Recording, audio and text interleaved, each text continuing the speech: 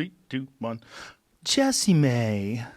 Rogan. Good to see you. Joseph. Do people call you Joseph? My mom does. Oh, that's sweet. Yeah. What's She's your middle basically name? It. James. Joseph James. Sounds like an author. Maybe I should write books. I can't believe you haven't written a book. I tried. Started doing one a long time ago. I had a deal for a book like 12 years ago. And the dealing with the editors was so gross. They basically wanted me to just transcribe stand-up. And I wanted to write a bunch of weird shit. Didn't Judy Carter already do that? You remember the Judy? Do you remember that book? Yeah, the books on is that the worst genre ever? Books on how to do stand up. They might be the most piss poor books ever. Belzer had a pretty good one. Belzer had a decent one. I think it was he had a couple of them. He had one on stand up and he had one on UFOs, Bigfoot, and JFK. Belzer is a crazy. Those all go together. Do you know him, Richard? I don't know Belzer? him personally, but I mean he's a legend for sure. He's a crazy conspiracy theorist. That makes sense. Off the deep end. Yeah. Yeah. Is he like rate him with Sam Tripoli? Is it just as crazy? No, maybe more. Wow. Yeah, he's. I don't know if they believe in the same things because it's funny. Like there's like classifications of conspiracy theorists. Like some conspiracy theorists are balls deep in like JFK, but you try to bring up 5G and they're like, get the fuck out of here with your 5G. So was Marilyn Monroe. Yeah. Balls deep in JFK. Oh, yeah. It's a little sex joke. I mean, I guess he was balls deep in her. Allegedly. But I mean, who knows? Who knows what they were into behind closed doors? She could have strapped one. That's a good conspiracy theory, too. Do you think they killed her? Oh, yeah. 100%, right? Absolutely. Snitches, bitches get snitches. Yeah, is that what it is? happens. There's stitches that happen with bitches. Snitches get stitches. Bitches who are snitches get stitches. Yeah, or no stitches because you're just dead. Yeah, you're dead. You get the ultimate stitch of life, which is just done. If sure they killed her. So if you were going to write a book today, what would it be about? Oh, I don't know if I would do it today. I don't know. Maybe this is what I should be doing right now during this COVID time, but I'm using it as an excuse to I don't know, I'm not working on stand up at all. This is the first time in forever.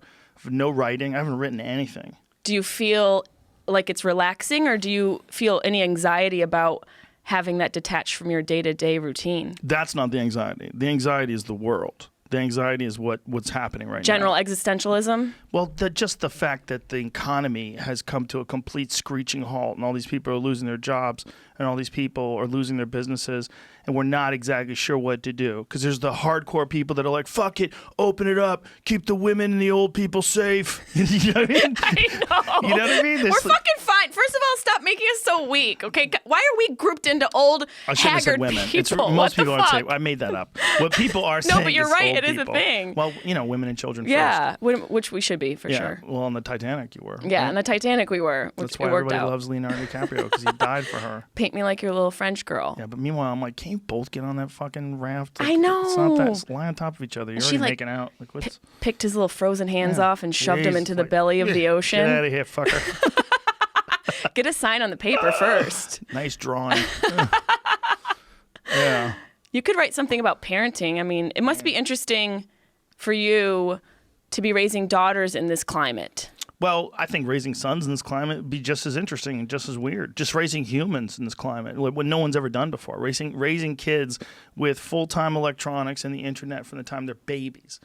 What's the good stuff is you can't bullshit people as much. There's like access to information. Like we're trying to figure out today, just now, how many people died in the 1918 flu. And you said it best. You're like, there's no unanswered questions anymore. You can't ponder. Yeah. Wondering and wonderment is a thing of the past. It's gone. Well, it's still there, but you can get answers. Yeah. It's like you could search shit down and get answers. But so what was it? The number like 50 million died in the 1918 totally. flu? That's a huge number. Yeah. But the thing that we were talking about also is I guess I just don't understand. I understand that this disease has a lot of unknown factors, but there are so many other things that are detrimental to our society that it's wild that it took this sort of situation to bring everything to a screeching halt globally. Yeah. It's a little scary.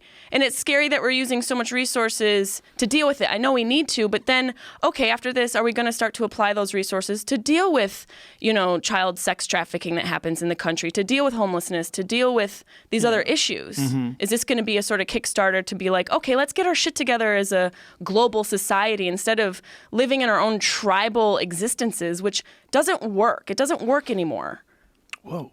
I'm sorry. Jessimae, You made me smoke the blunt. Yeah, but you're right. You're right. Maybe that is what we'll do next. Maybe, listen, 500,000 people in this country alone die prematurely because of cigarettes. And we're just like, well, whatever. Imagine if it was Kool-Aid. If Kool-Aid was killing 500,000 a year. Well, Imagine Kool-Aid if is. Diet Coke. But it's not. Sugar kills a lot of fuckers. But yes, it does. It does.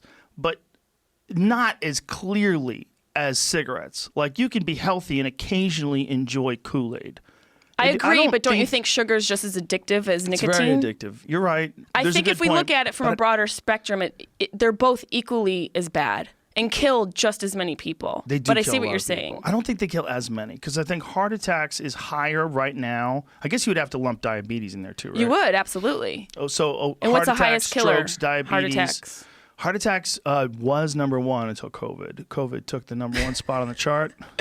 Coming in at number one, COVID-19. Coming in, number 19, straight out of Wuhan. He's quick with the slips. Yeah. Killing bitches.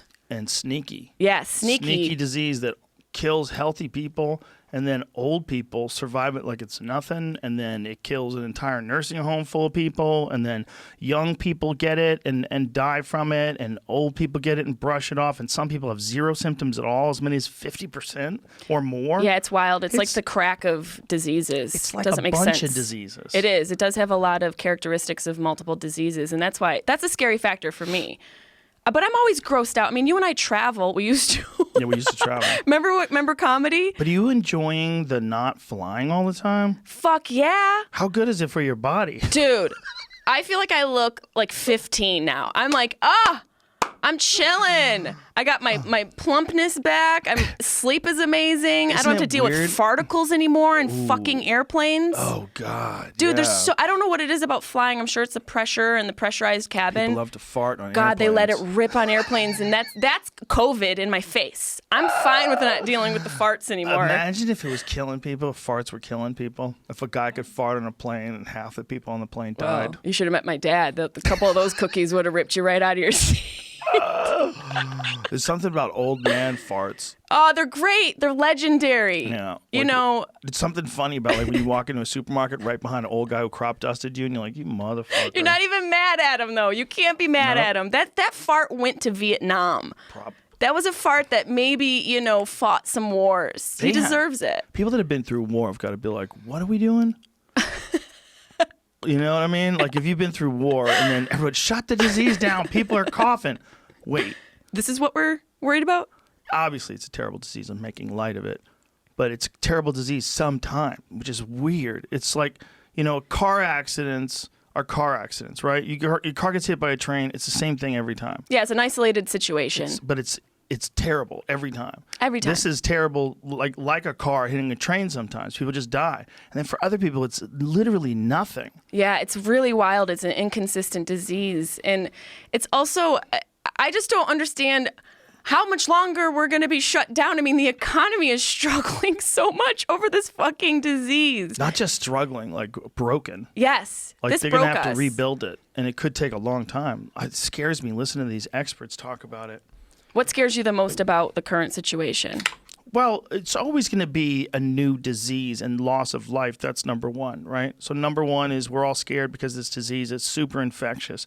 It's just running through like old folks' homes. There was one old folks' home, I believe they said 70 people died in this one old folks' home. And that's terrible on another level because those people can't bury their family the way they need to or want to. The grieving process is interrupted by the protocol. Yeah, you can't even visit them in the hospital. Yeah, that's really brutal. And that for that fact, it makes me really sad for families that are losing loved ones like that, older people. That's why it's so crazy. It's almost like, and this is a ridiculous way to put it, but I'm going to do it anyway. Do it.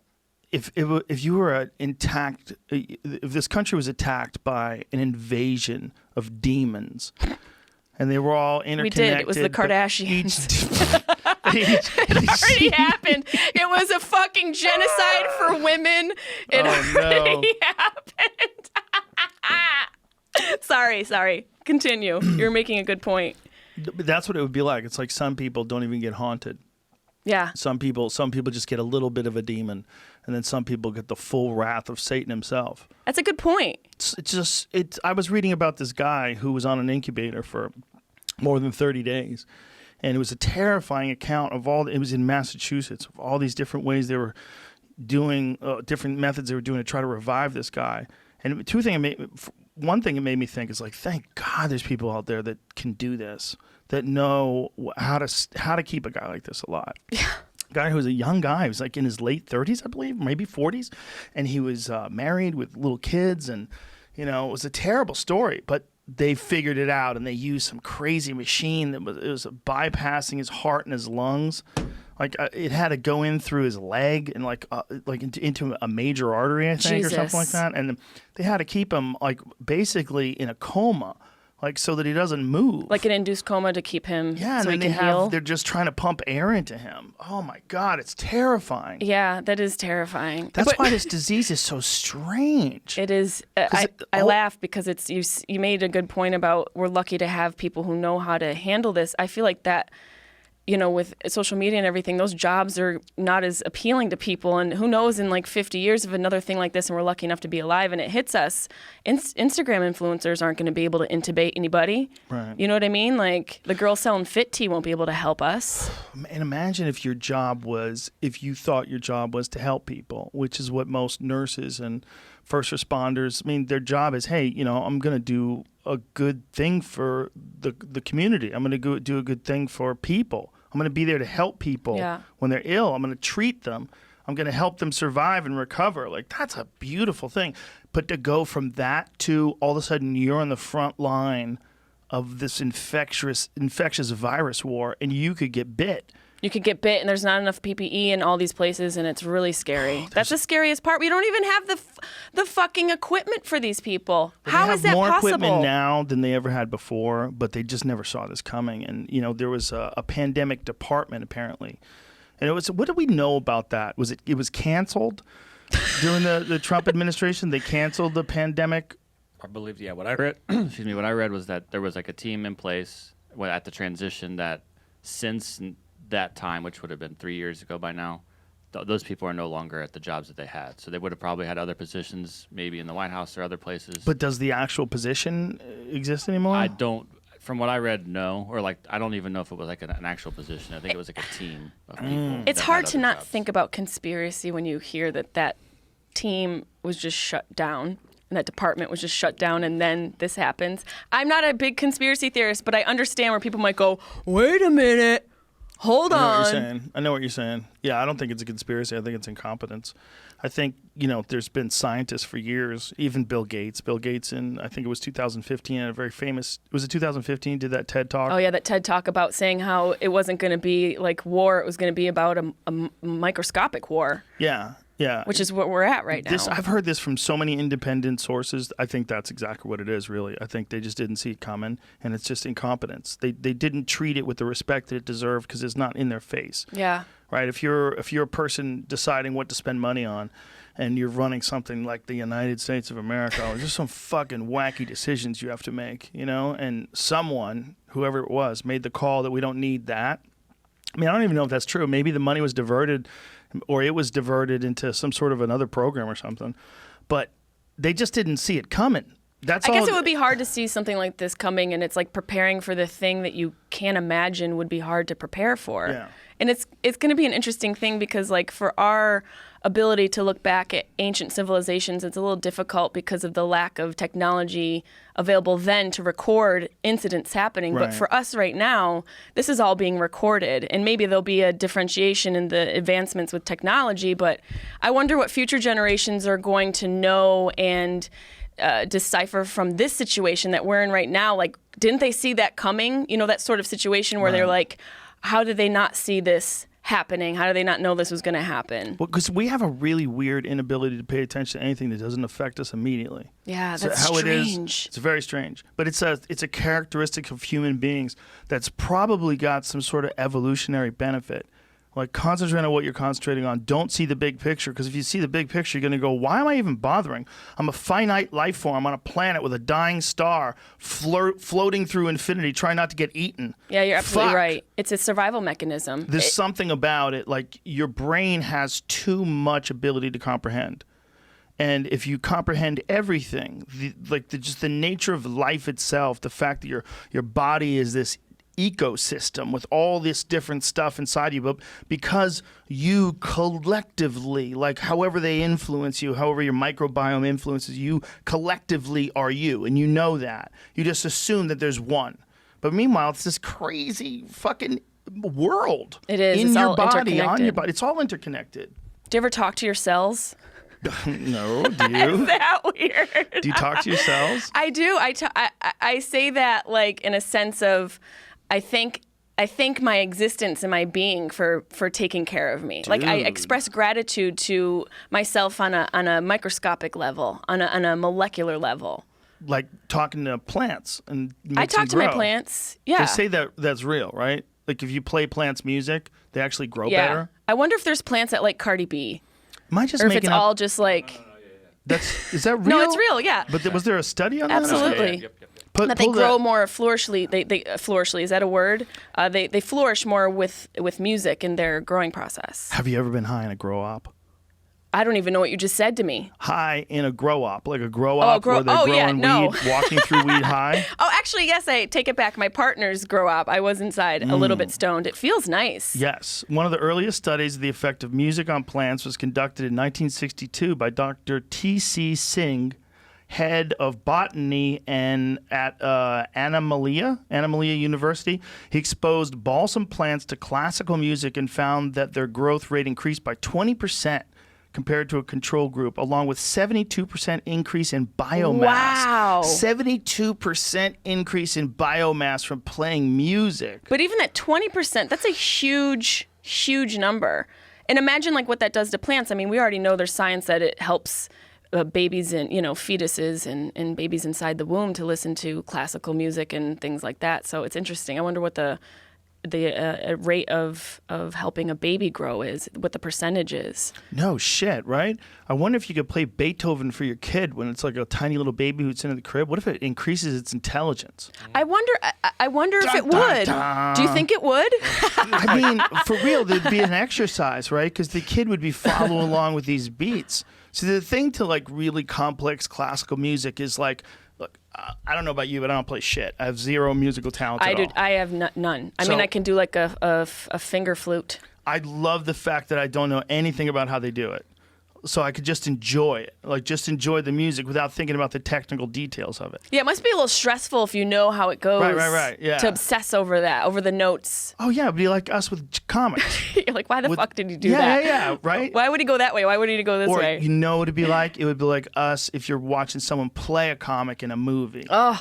Right? Yeah, you're like, you did it all wrong. Right, yeah. That was so terrible. So if you were a guitarist and then they're doing a movie on Hendrix, like, what are you going to do with the fingers? What are you going to do? Because you're not going to trick people. Flap them around aimlessly. But you're not going to. You have to actually know how to play guitar if you want to play Hendrix in a movie. Am I right? I'm just laughing because yes and no.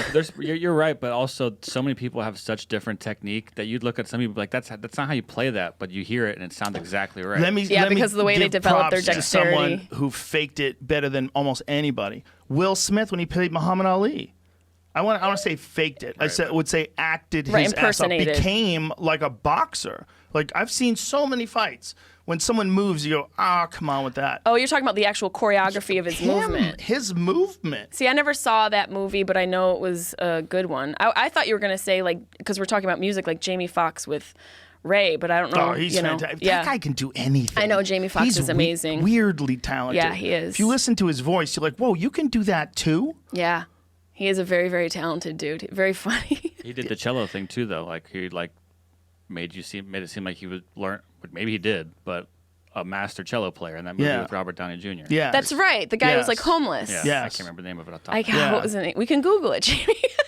Yeah, but see, he can really do that. Like it's not like if someone asked me to play a guitarist, I don't know what you're supposed to do with your hand. It's going to be like... I don't know what to do with my hand. You ever see a movie where you could tell someone doesn't really smoke and they're smoking cigarettes in a movie? Yeah. But it just looks so unnatural. awkward in their hand. Yeah. I've heard actors talk about that too. Like they'll actually... if their character smokes cigarettes, they'll actually smoke cigarettes so that they can get comfortable with the fact they have a cigarette. And even then they feel like a fake. Well, I think because so much of our mechanism is dependent upon our personality type, you know? It's not necessarily everyone smokes a certain way. It's just like, how do you stand? Like, where are you? Are you leaning, or how do you eat, you know? think Do you have there's bad posture? It's going to affect the way you do things. There's a thing that you can see in someone that's doing something awkward. There's a weird thing if they're not really good at it.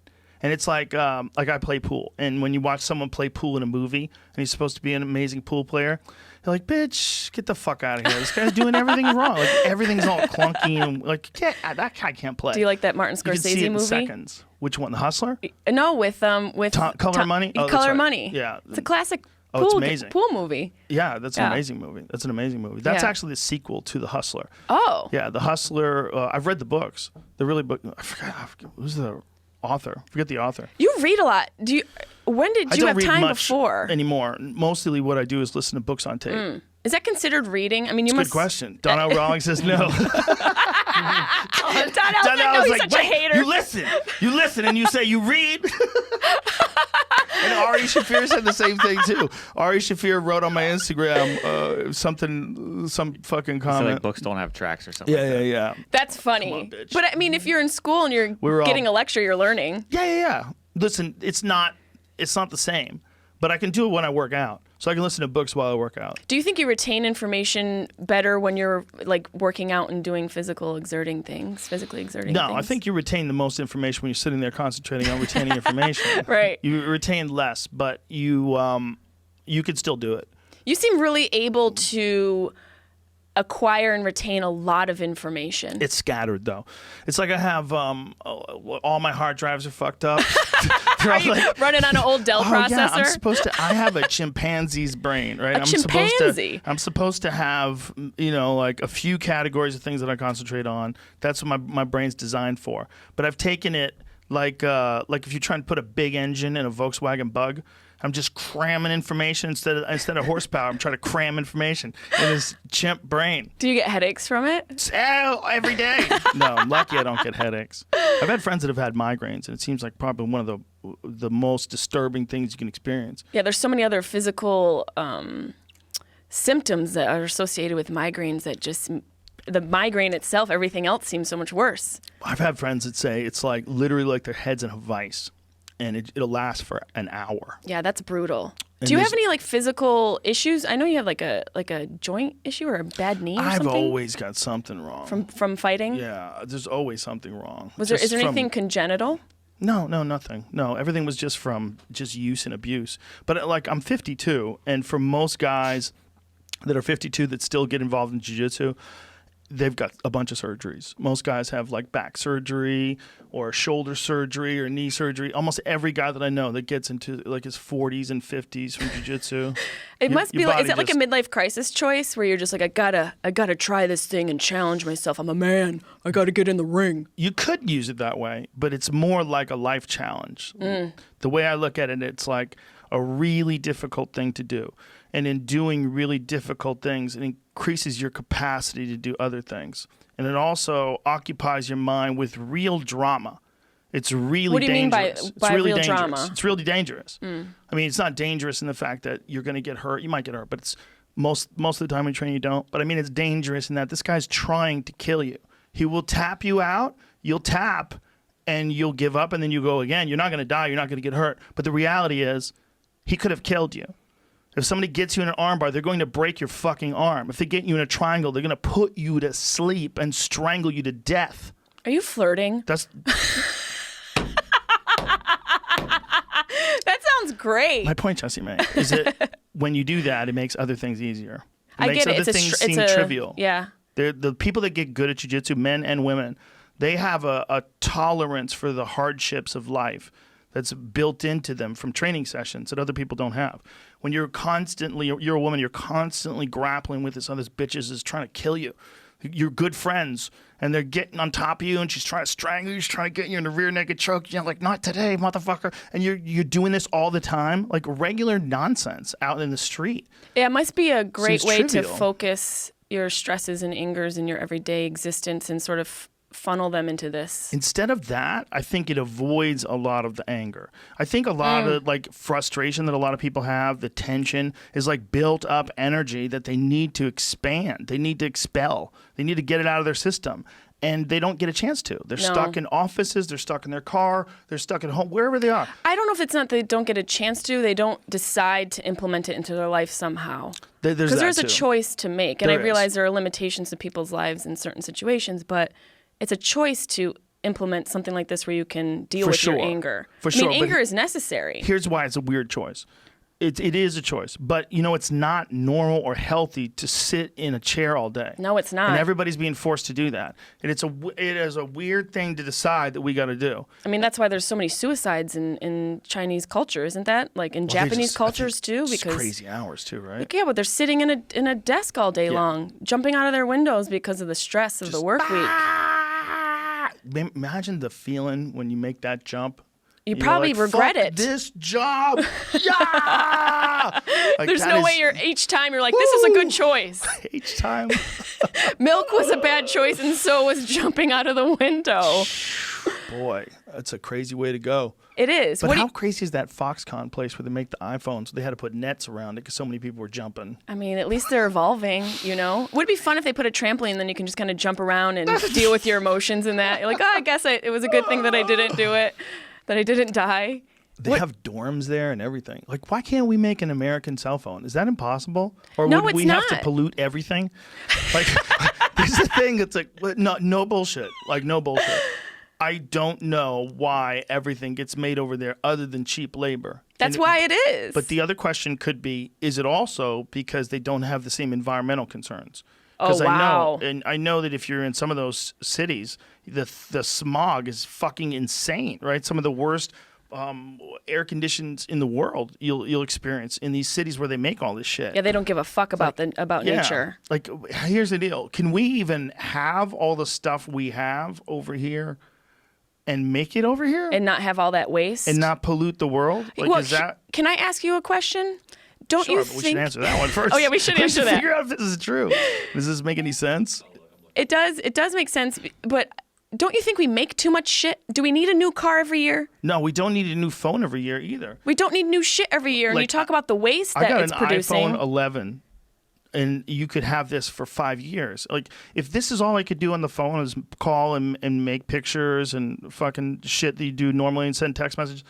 Why do I really need something better than this? Right. Why do we need a new one? Keep making this. Just keep making this. Right. I think we're producing too much. We're going to be intertwined with this thing. Fuck yeah. We were talking about that app, about the tracking, the COVID tracking. Which is just, it sounds scary to me. Get the fuck out of here. That's some NSA shit. That's really scary. They're going to keep going. This is what things do. If it's your job to try to do something like this, to try to implement something where you can get people to agree to tracking. If it's your job to do that, you're going to keep going. Yes, you are. Once you get that tracking, then you're going to want some new shit. Then you want cameras in front of people's houses to see if they really are quarantining. They're doing that in China. Yes. This guy just got back from a trip in China. They gave him a 14-day quarantine, and they put a fucking camera right in front of his door. That's weird. He's like, whoa, like, you're not going anywhere for 14 days, and we're watching you. It's also strange for people in politics to encourage society to snitch on people. That's weird. That's a level of tracking. That's our mayor. I know, but don't you think that's fucking weird and wrong? It's weird and wrong, but it's even worse if you're offering rewards. That's right. If you're saying, usually snitches get stitches, but this time they get rewards. You guys are going to get riches. You know what it is, Joe? Honestly, it's a behavior change. It's a weird step towards this tracking system that's going to be implemented that they're starting to be like, oh, it's okay. We're going to reinforce you guys being stitches. It's snitches. It's fine. Here's a little treat for you. Here's $500 for letting me know that Karen was out not doing the proper protocol. Meanwhile, there have been that many deaths, relatively to what they thought they were going to be. And so that means it's a success. So that means the way it's being implemented so far has been a success. Like, you're going to get more aggressive with it, even though the numbers are way lower than we thought they were going to be. What are we doing, George? We're doing the right thing.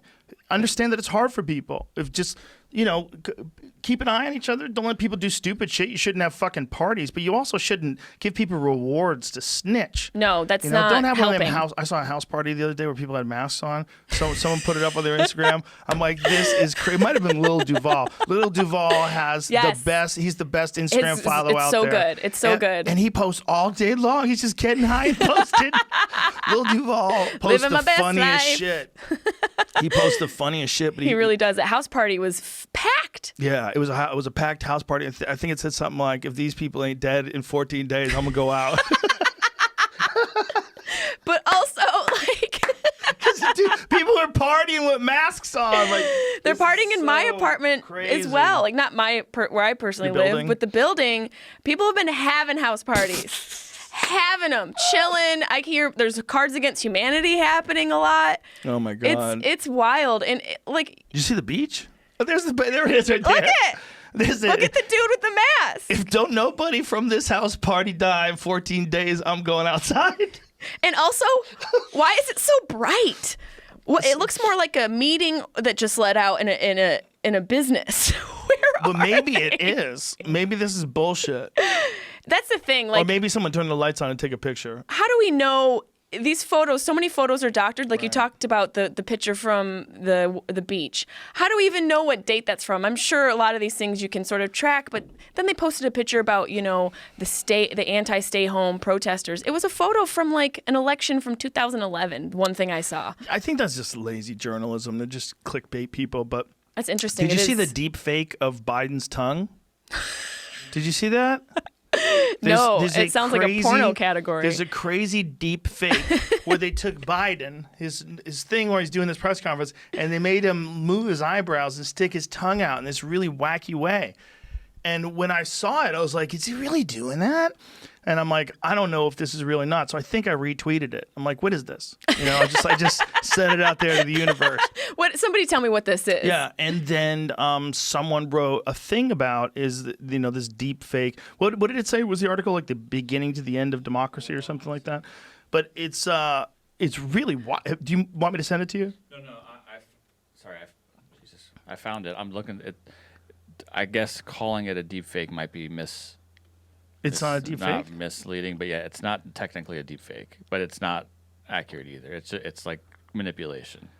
But did it really he didn't happen? really open his tongue like that, right? Yeah, I think that what this is saying is that he opened his tongue like that, but there's some app you can use to do the rest of the manipulation. He opened his tongue like a normal open. That's what Can you show Jessimae? Well, I was trying to read through it so I could explain it at the same time. Jessimae doesn't know what we're talking about. You need to see it. Yeah. There's You need a to picture see like it. that. I can't. Here's the picture. That's a real picture? I think this Why did he picture do was that? real. That looks like every housewife in Bel Air, by the way. Yeah, His by face. the time they hit 70. Yeah, they're hanging on to This it. article's on Vice where it says it's not everything is a deep fake. For the love of God, not everything is a deep there's fake. What a some- great title for an article. This is what. Sloppy Joe is trending. See, I think it wow. actually got taken down off Twitter now. Oh, So Trump retweeted that? Did he retweet? Trump yesterday See if you can find retweeted it. his own tweet. I know. Where are we? Like, what is life right now? See, what people want from him is for him to be like his fans. They want him to be this boss guy that doesn't make dumb mistakes. I mean, But like, if you say something stupid, that's one thing. But if you say something stupid and then try to pretend you didn't say something stupid, now you've doubled down. are you talking about when he told everybody to boof bleach? Oh yeah. Well, he said maybe Or there was a whatever. way to use disinfectant. Now here's what's interesting. It's clearly not. He's not being sarcastic. But then he said he was saying it's sarcastic just to your reporters. Like, he's so embattled with the reporters. It's like I've never seen anything like it. He's embattled with his ego. His ego is the first thing he's embattled with. And anytime that's threatened, he can't. He focuses on that. He's so focused on his sensitive ego that everything else falls to the wayside. Like just running the country. He's like, I'm busy tweeting my haters right now. I'm busy tweeting trolls for hours. Can you imagine him? Like, what is he wearing when is he in bed in like sweatpants? I hope he's naked. I hope he's in the steam room and he keeps blowing out his iPhones. They keep giving him, get me a new one. They get him a new one. He's just in there in the steam room with his belly chilling, hanging out, turning talking beet shit red. about Putin. Yeah, fucking Putin. Whatever. Talking shit about China and everything. I don't know. It's I think that guy never I bet he could have never imagined what it was going to be like to have that job, to be hated that way. No, I think he wasn't able to put himself in a category of ever being hated. But that seems to be his biggest downfall and his biggest insecurity is what people think of him. Well, when you're living in conflict, right? So he's in this constant conflict with the press and the reporters when he gives those speeches. When you're living in conflict like that, you're always at like 7. You're always on edge. You can't take things from a neutral place. You take things, they're always a bigger affront than they really are. The perspective is always off because you're like stuck in conflict. It's actually like happens to people if you grow up in bad neighborhoods. If you grow up in bad neighborhoods, and they've even said that they've done studies. Michael Irvin actually talked to me about this once on a plane flight from Australia, and explaining to me that kids that grow up and they're born when their mother is going through extreme stress, like the mother lives in a very violent neighborhood and there's violence in the house and things like that, the kid in the womb, it changes the way the kid will approach life. That's what I was saying to you before. I was wondering, like living in a stressful environment having an effect on the development of the child. I'm sure it will, but I mean, this is literally like changing the wiring in the brain while she's pregnant with him. Right. Like it's happening because of the outside world. It's like changing the baby, changing the behavior, make it apparently a much quicker ability to react or instinct to react. Like constant survival, on edge. Being on edge. I think that's definitely also consistent with having a rough childhood or a traumatic experience. I definitely went through that, experiencing things as a girl that made me reactive to men until I learned how to narrow it down to this one instance and deal with it. It's interesting like how you're able to overcome trauma with therapy and behavioral changes. But I think it comes down to that, like having traumatic things will always sort of will always sort of dictate how you react to things. Sure. Trauma drives the ship for so long until you deal with it and have some sort of therapy. And even then, sometimes it's difficult to overcome your instinctual response, which is based off of that sort of, that experience of stress influencing how you react. You know what you were talking about earlier? We were talking about what kind of an effect is this disease going to have on people? Yeah. Well, I'm hoping that it's going to have an effect on shifting in a way where we understand how good we had it and how recent this is that people have had it good. I think one of the reasons why we're so quick to react to things, like why a child in the womb would be quick to react and more tend to be more violent or react quicker to violence. Or be defensive. Because it needed it for survival. Yeah, it's survival. Up until about 400 or 500 years ago, everything was a bloodbath. Fuck yeah. I mean, we've had it good. Year? Yeah, we've had it real fucking so good. Fucking real good. Fucking good. I mean, we have all of our needs are instantly met, and then because of that, our needs grow because we need more. Like, this iPhone 11 isn't good enough. I need an iPhone 24. We also find more things to complain about. We find more things to be bitter about, but less things to be thankful of. Like, I think, if anything, I hope that when we come back from this, other than the fact that I hope people get their lives in order, is I hope that we get this understanding of how temporary all of this really is. Yeah. And how we just thought because it existed, because it had always been here, it always will be here. Like, this is fragile. This is fragile like the Great Barrier Reef, which we fucking killed with hairspray. We killed it with hairspray. That shit's fishing line and hairspray and suntan lotion. It's like, fuck you. We haven't put enough effort into educating ourselves about the things we're consuming, the products we're buying, and the people we're surrounding ourselves with. We sort of had this reckless, abandoned approach to existence, and I agree with what you're saying. I think, hopefully, I thought about this yesterday when I was high on a walk yesterday with my dogs. Oh, shit. Where I hope, and one thing that I've gotten from this is a humility about existence, a humility about being a human and all of the things that we get in just this society, but also in everyday life. Our needs have exceeded what we really need to exist.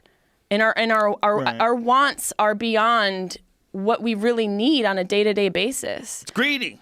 It's so fucking greedy, and it's not serving the community. It's a trick too.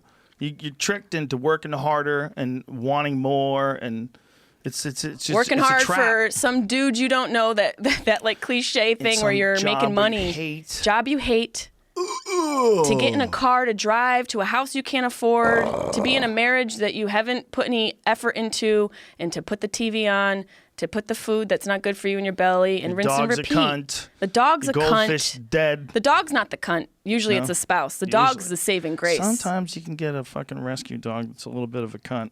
Yeah, but you can change that with behavioral training. It's the same thing as people. You get rescue people. Yeah, but you can't talk to them. Dogs are like, it takes too much time. Yeah, it does take a lot of time to train them. Oh. But it is possible. When they're puppies, it's easy. It is easy when they're puppies. You can start from the behavioral, from the ground zero with their behavior. But I know you're a big dog freak, though. You must have had like 1 or 2 dogs you've adopted. You're like, oh, Jesus, what kind of project did I take on? Yeah, it definitely has been I have one, my pit bull, my pit boxer mix. He's been a journey.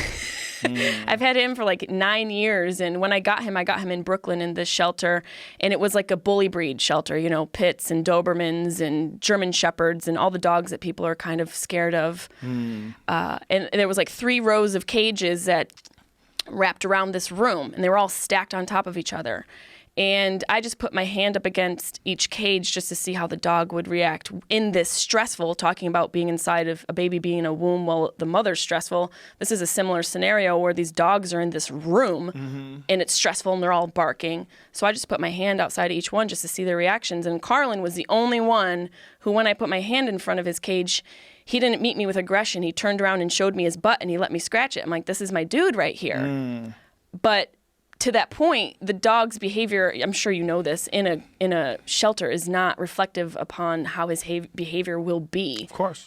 Or what the female dogs will be. So it took years of training, 6 years, so much money. Here's a good question for you. Why is it so fucked up? Why do we feel so bad about that happening to dogs, but we don't feel that same way about it happening to people? I think people do, but it's also about like your personal experience. And maybe some people don't feel like they have the means or resources or the ability to start to help those other areas. You know what I mean? Like maybe they don't know how to begin to help, like we were talking about before, causes that deal with child sex trafficking, or they don't know how to start, where do they start to help homeless people and things like that. I think the dog situation's an easier step to feeling like you're contributing a little bit. I know for me, like that whole thing changed because, feeling like I wanted to help and give back more and finding purpose. I think it's important in life to find purpose, and maybe that's one of the things that you're talking about. Like after my dad passed away, I felt like I wanted to have more purpose because it made me realize the value of life and what this is all about. And it's not about what can I get, it's what can I give.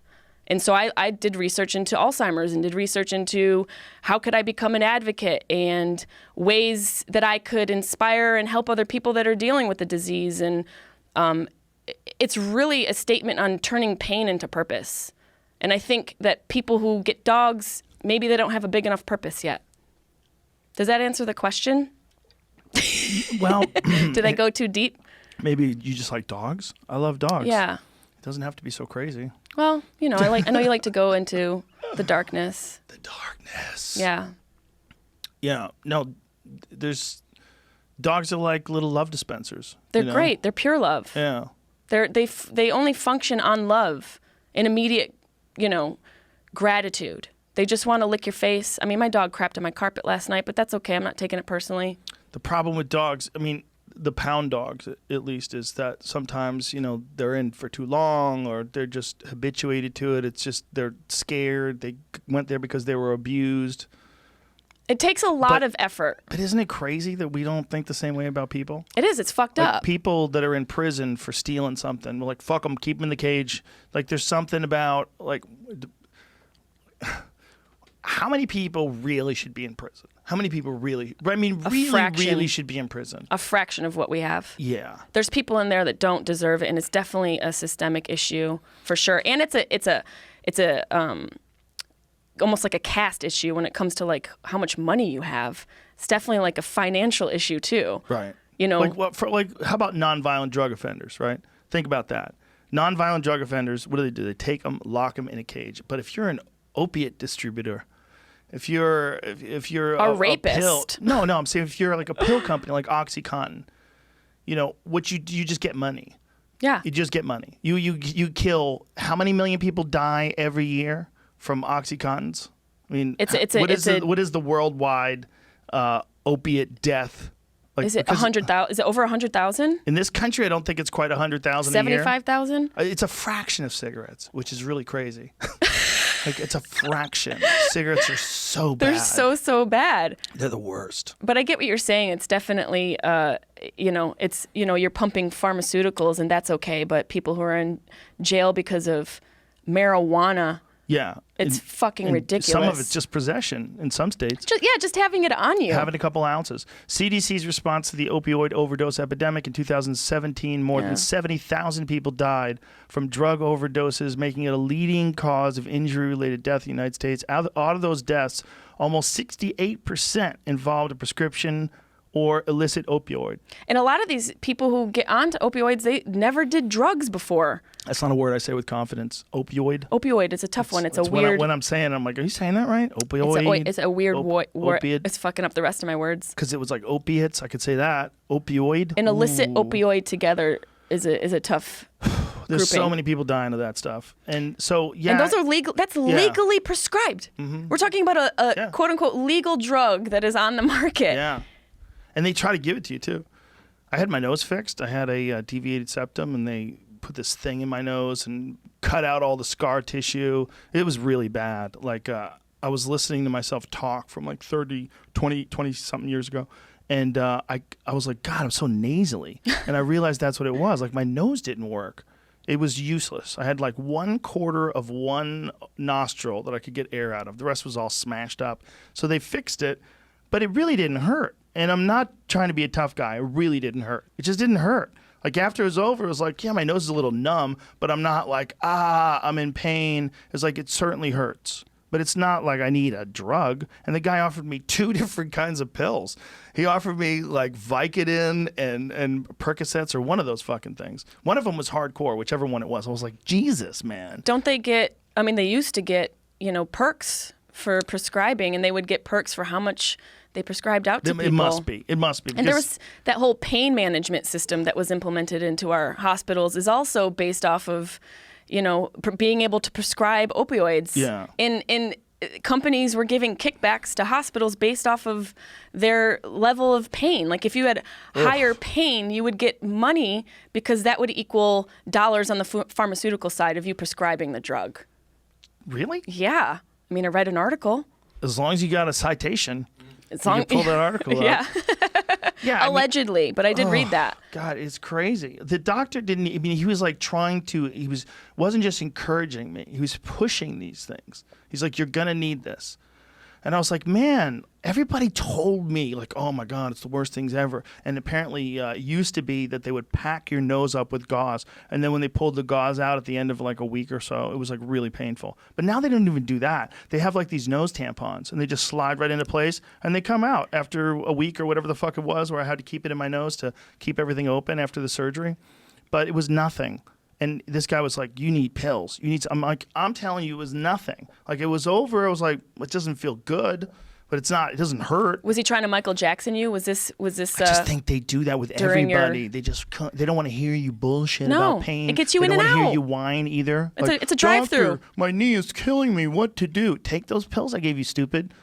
I feel like a lot of the medical. Let me rephrase that. There are some medical professionals, because I do think that it's an amazing profession. Like you said earlier, how lucky we are to have these people who want to help people as a profession. Yes. But there are doctors who are lazy, and there are doctors who aren't furthering their education. It's like they go to college and then they become a doctor and they get that stamp and that label, and then that's it. They don't continue to read and evolve, because information is evolving every day. Look at this COVID crisis. Something new is coming about every single day.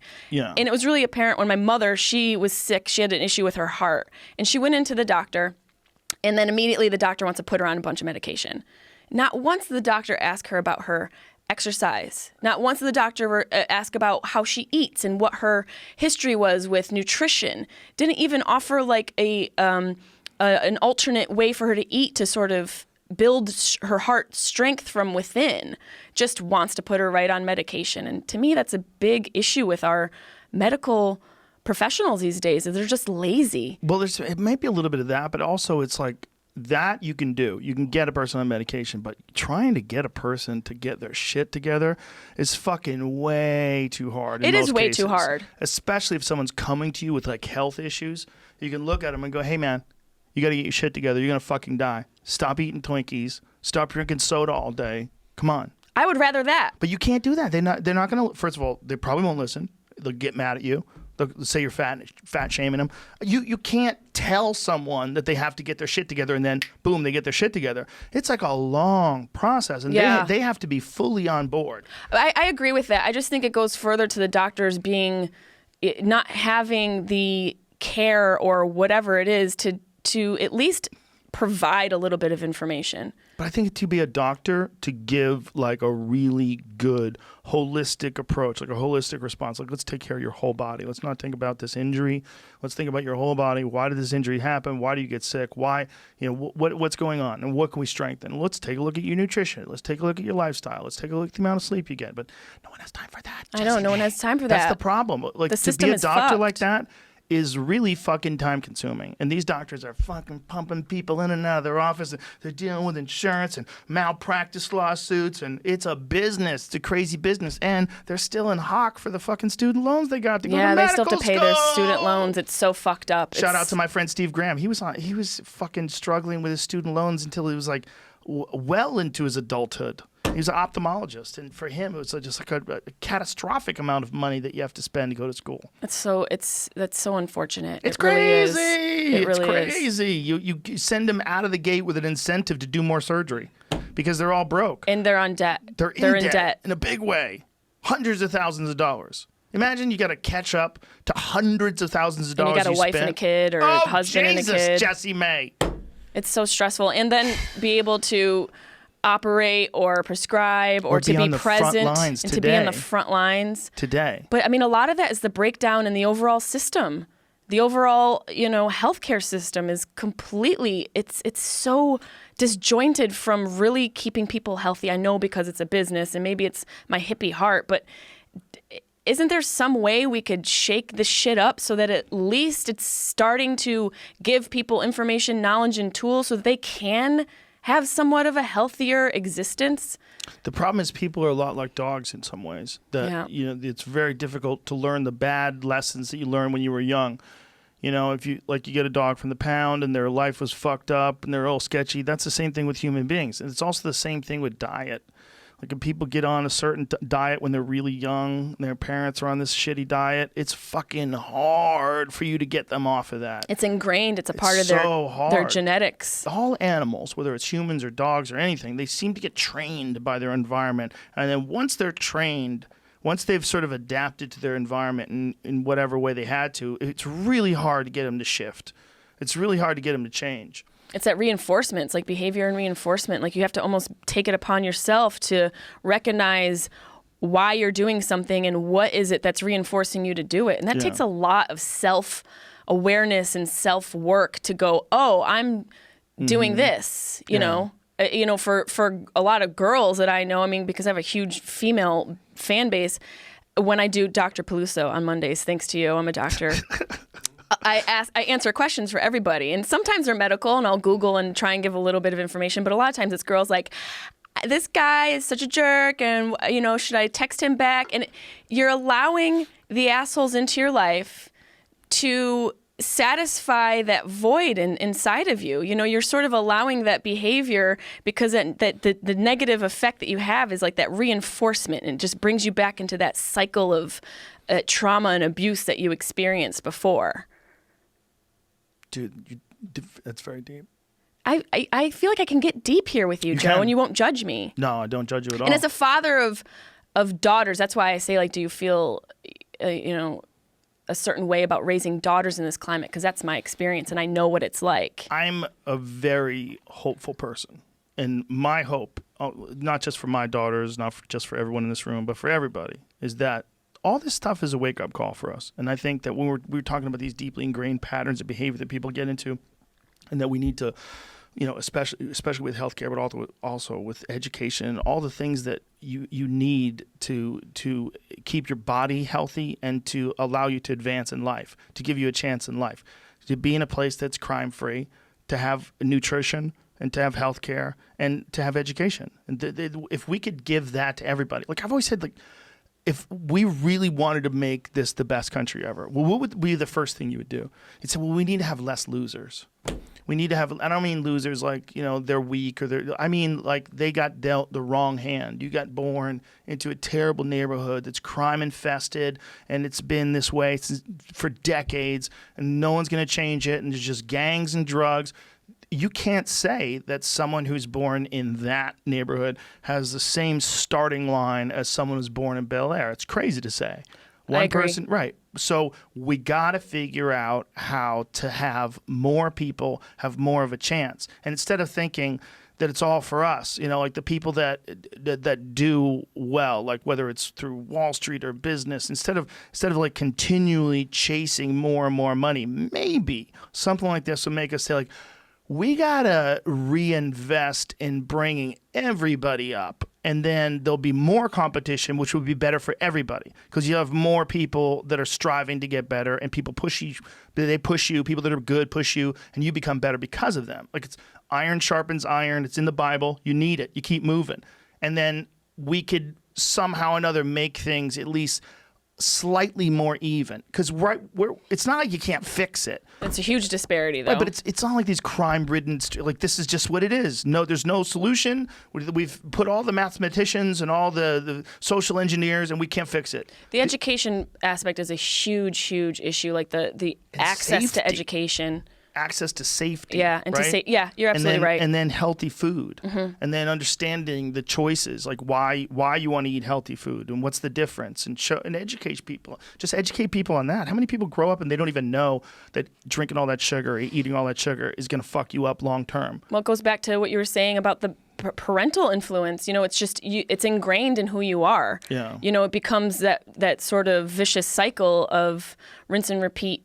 How you eat, how you live. It's definitely an issue. But there is something to say about people who experience severe trauma and they live in bad neighborhoods where they go the complete opposite route. Sure. Both of us. I mean, look at comedians. Yes. I mean, that's born out of a seed of trauma. And, there's a lot of amazing businessmen and women who achieved what they achieved because of the disparity they experienced in their childhood. So there is something to the dichotomy of the journey from experiencing the trauma to achieving success. But I do agree, everyone needs to be lifted up so that the whole community can experience the benefit of that. It's not, the thing about this COVID that makes me scared on a level, like on a little bit of a level, is desperate people do really bad things. Yes. Because they need things for their family to survive. And I'm not saying that's where we're at right now. It could have gone that route. But imagine having people with access to safety and education and food. Everyone would chill the fuck out a bit. Right, because you wouldn't be worried about survival. No. But still, this is there's so many things that are fucked up about this, right? That we've never had this happen in our lifetimes, hasn't happened in 100 years. There's so many things that are fucked up about this.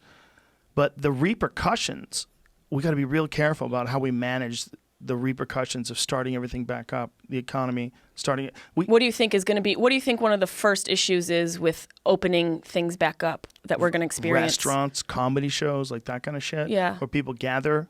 Movie theaters are probably fucked, right? Are you saying about the reinfection and I think they're going to be scared people are going to be scared to go. They're not going to want anybody sitting like right next to each other in the movie theater like it used to be. So there'll probably like multiple seats that are open. So the movie theaters won't make nearly as much money. Probably cut their, who knows, probably maybe even more than in half. Yeah. Right? I mean, there's going to be a lot of people that are scared to go to the movies. And now they also set a precedent where you can watch movies on Apple TV. It's not the same. I miss going to movies. And I know that's such a self-serving desire and want, and it's not necessary, but I fucking miss it. I miss going to the movies. It's not the same watching never them at happens home. at home? No one ever talks at home. Is not two people in front of you having a conversation. What do you think he's going to do with that? I yell at those people. Those fucking I'm people. an asshole. But that's the problem with going to the movies. Like, you can't, like, if you get lucky, you go to the movies and 100 cool people in there, you have a great time. And I've seen some movies with cool people, like, you know, I think it the makes movie really better. dictates that as well. But if you're in a movie where everybody's laughing, like if it's a killer movie, it's a really funny movie. It's an experience. Yeah. It's almost it's like a being ride. in a comedy club. Yeah. You feel the energy. But when motherfuckers talk, you know when that really doesn't happen? When it's like nerdy movies. You know, like movies? Film House. You know, if you go see like Peanut Butter Falcon, nobody's fucking talking Peanut during Butter that. You didn't Falcon? see Peanut Butter Falcon? No, what is it? With Shia LaBeouf? Is that how you say his name? If it's not, we're going to say it that way from now on. I'm sorry, Shia. I'm a big I fan. think that's how you say it. Is that how you say it? How do you say LaBeouf? It sounds what like is it? something Peanut that Butter gay guys Falcon? do in France. How Le Bouffe? dare you? I'm sorry. Le Bouffe? Le Bouffe. Peanut Butter Falcon was this great movie about this special needs kid and his friend that he picks up along the way and the journey that they make together. Like a total, wow. feel-good movie, but it features this really talented special needs actor that it's a heartwarming film. And he's a great actor. Did you ever see that thing where when Trump was elected, he was getting people to chant, "He will not divide us. He will not divide us." Yeah, You I ever see remember this? something about that. Where was he? Well, this is why it became funny. Was it Reddit or 4chan? 4chan, right? That did it? 4chan. So there's this website of mischievous people called 4chan, and they found out that he had set up on his website, he had a webcam on this flag that said, "He will not divide us." And he had this flag like in the middle of Oklahoma somewhere on a webcam streaming on his website.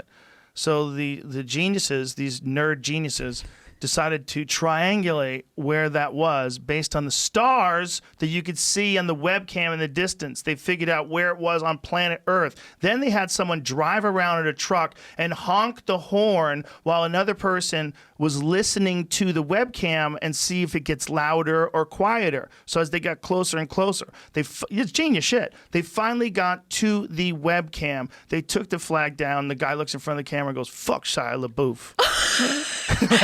I have to say that was a fucking roller coaster of a Genius. story. It's genius. It was a genius thing. But here's the thing. Radiolab had a whole podcast about it. It was really interesting.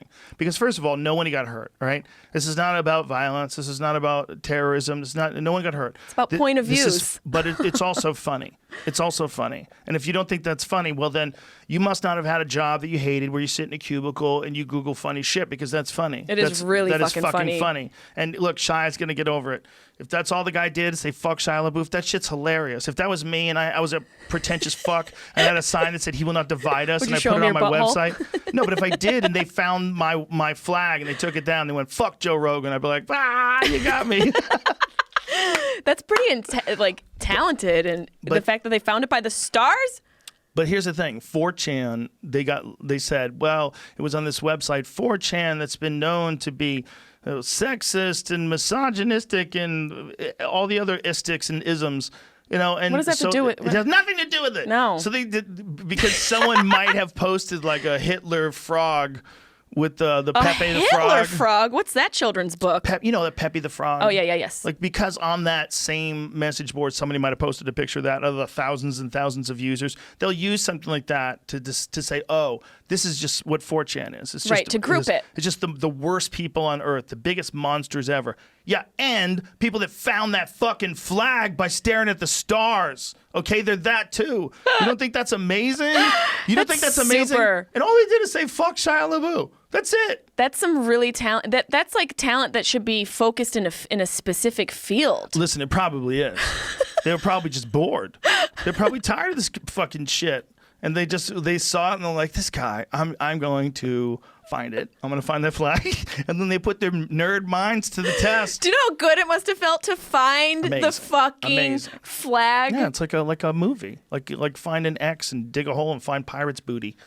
Yeah, it's like a treasure hunt. It's like the ultimate treasure hunt. It's a treasure hunt. And so Radiolab took the podcast out, and I love Radiolab. It's one of my absolute favorite podcasts. Why'd they take it down? Because people were complaining that they're supporting 4chan That's a threat by making this podcast, making that podcast. But that feels like a threat of freedom of speech.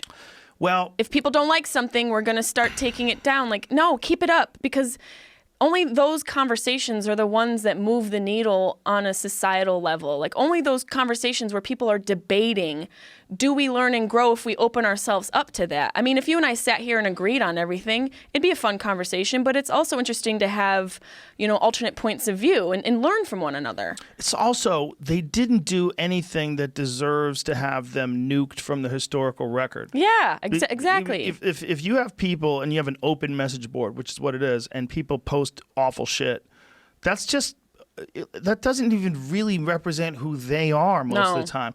When people are posting, they're posting because they're bored or they want a reaction. It's a terrible way to communicate with people.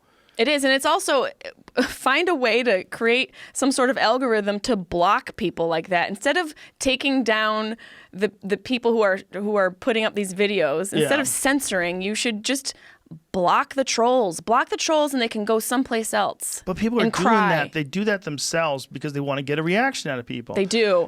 I guarantee, like, when you see people that post that Pepe the Frog with like a Hitler hat on, they're doing this. They're doing it to freak people out I don't more mean than to they're laugh, doing but- it because that's their ideology, that they're actually a Nazi. The way more of them are doing it to fuck with you, and they're trying to do it anonymously. Yes. It's just a weird way to communicate. I experienced that early on during this whole quarantine thing where I was doing a Zoom, a podcast via Zoom. Did you get Zoomed? Homie. Woo! I've been hearing about these.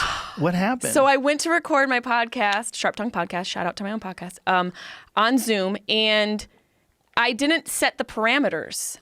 I didn't know that there's like settings to it to make it kind of closed. So you can make it closed. I didn't. I sent the I link didn't know out. you could make it. Oh. I sent the link out, and everybody who had the link could access and post and show their video. Oh no. And I didn't know this because this was like the first week of everyone figuring out Zoom, and so it went dark web quick. There was definitely someone fucking, a woman screaming in the background, people screaming the N-word at me, Whoa. saying Jesse likes to fuck N-words and all this craziness and screaming and Did you like death record all metal. this? No, but Why? because I was just trying to shut it the fuck down. Oh my God! Because you I was need a real trying to do a producer. If that podcast. was young Jamie, he would have hit record. He would be like, "This is going to be amazing. We're going to Nobody be on was Reddit's front working. page." It was like so early on, I didn't have access to like my normal producer girl, and so I just was like, oh, I can do this myself. I'm gonna like learn and do it myself, and I learned the hard way to not dip out into the web. People left it their own expression. If they know they're not being watched, or if they know that they're not displaying who they really are, they're fucking dark. They can be, but I think even that they're trying to get a reaction. Exactly. They were It's trying to get a reaction. It's just a dumb way to communicate openly with strangers. They got one because I was like, oh, Yeah, whoa, crazy. what You is can't going do on that. in here? You can't have that. You can't have that. in I your had to life. shut that down, but it was a quick little glimpse into how people will try and get a reaction out of you. Yeah, they're bored. People are so on edge right now. They're bored out of their fucking mind. And we boredom's still got okay. 2 more weeks. Boredom's fine. I'm not afraid of boredom. People are going, I'm so bored. Fucking learn a language. Pick up a guitar. Boredom is a time for you to put your brain to use or to give your brain a break. People are like, oh, I'm bored. Really? Go out for a walk. Can we not do that? Can we not go outside in nature? I think people need interests. They just Exactly. find something you're interested in, whether it's documentaries on shit or find something you want to try to learn how to do. Find a purpose. There's a lot of things you can learn There's how to do so many online. things. I mean, there's no excuse now. I mean, Yale even offered that course in the what is it, like well-being? It's like something like the. Oh, who's going to teach that course? I mean, probably What some are the lady odds? who has a lot of cats, but Some it was a ladies free into course from numbers. Yale. Is the point? Like early on, they're like, here, you could learn all sorts of things in this. I think boredom is an excuse for laziness. Yale should have a course on stuff like that, on like self-help people and hypnotists and What do you think about hypnotists? Like, Oh, do you it's think real. it's real? Have you ever been hypnotized? Yes, yeah. So can you tell me what it's like? Well, my friend Vinny Shorman, he does what I do for the UFC. He does that for a lot of Muay Thai events. Great guy. And he's a commentator. And he's also a hypnotist and a mental coach. He works with a lot of fighters. And I said, I want to know what it's like. He said, okay, I'll hypnotize you. And I'm like, all right, here we go. So he sits me down, he counts me through this thing, and next thing you know, you're in this weird state. I don't know how long it took to get me hypnotized, a couple minutes or so. But, I gave into it. Like, I'm trying to I was trying to listen to him. He's a friend, so I really like him, so it was easy to trust him and just say, all right, let's see what this is all about. And I feel like it puts you in a place where it cuts down. You're still conscious. You're not like, at least I was. It's not like you're, you don't know what's going on. You wake up with your pants down. It's not like that. Hello, college. Hello. Ugh, that's a funny thing you always say. Whenever you text, Jessimae will send me a text, but instead of writing fuck, it's F-U-X-T. And I said, why don't you ever use the C? And she goes, it's too open. It reminds me of college. Remember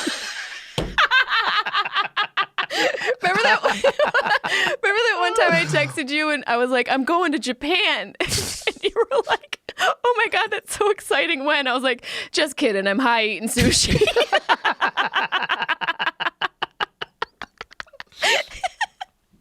So, hey, I was reading this thing about Japan about their COVID deaths are really low. And that Am I hypnotized right now? Because you talked about it and totally diverted. Oh, the hypnotist thing? Yeah. So, I keep doing it.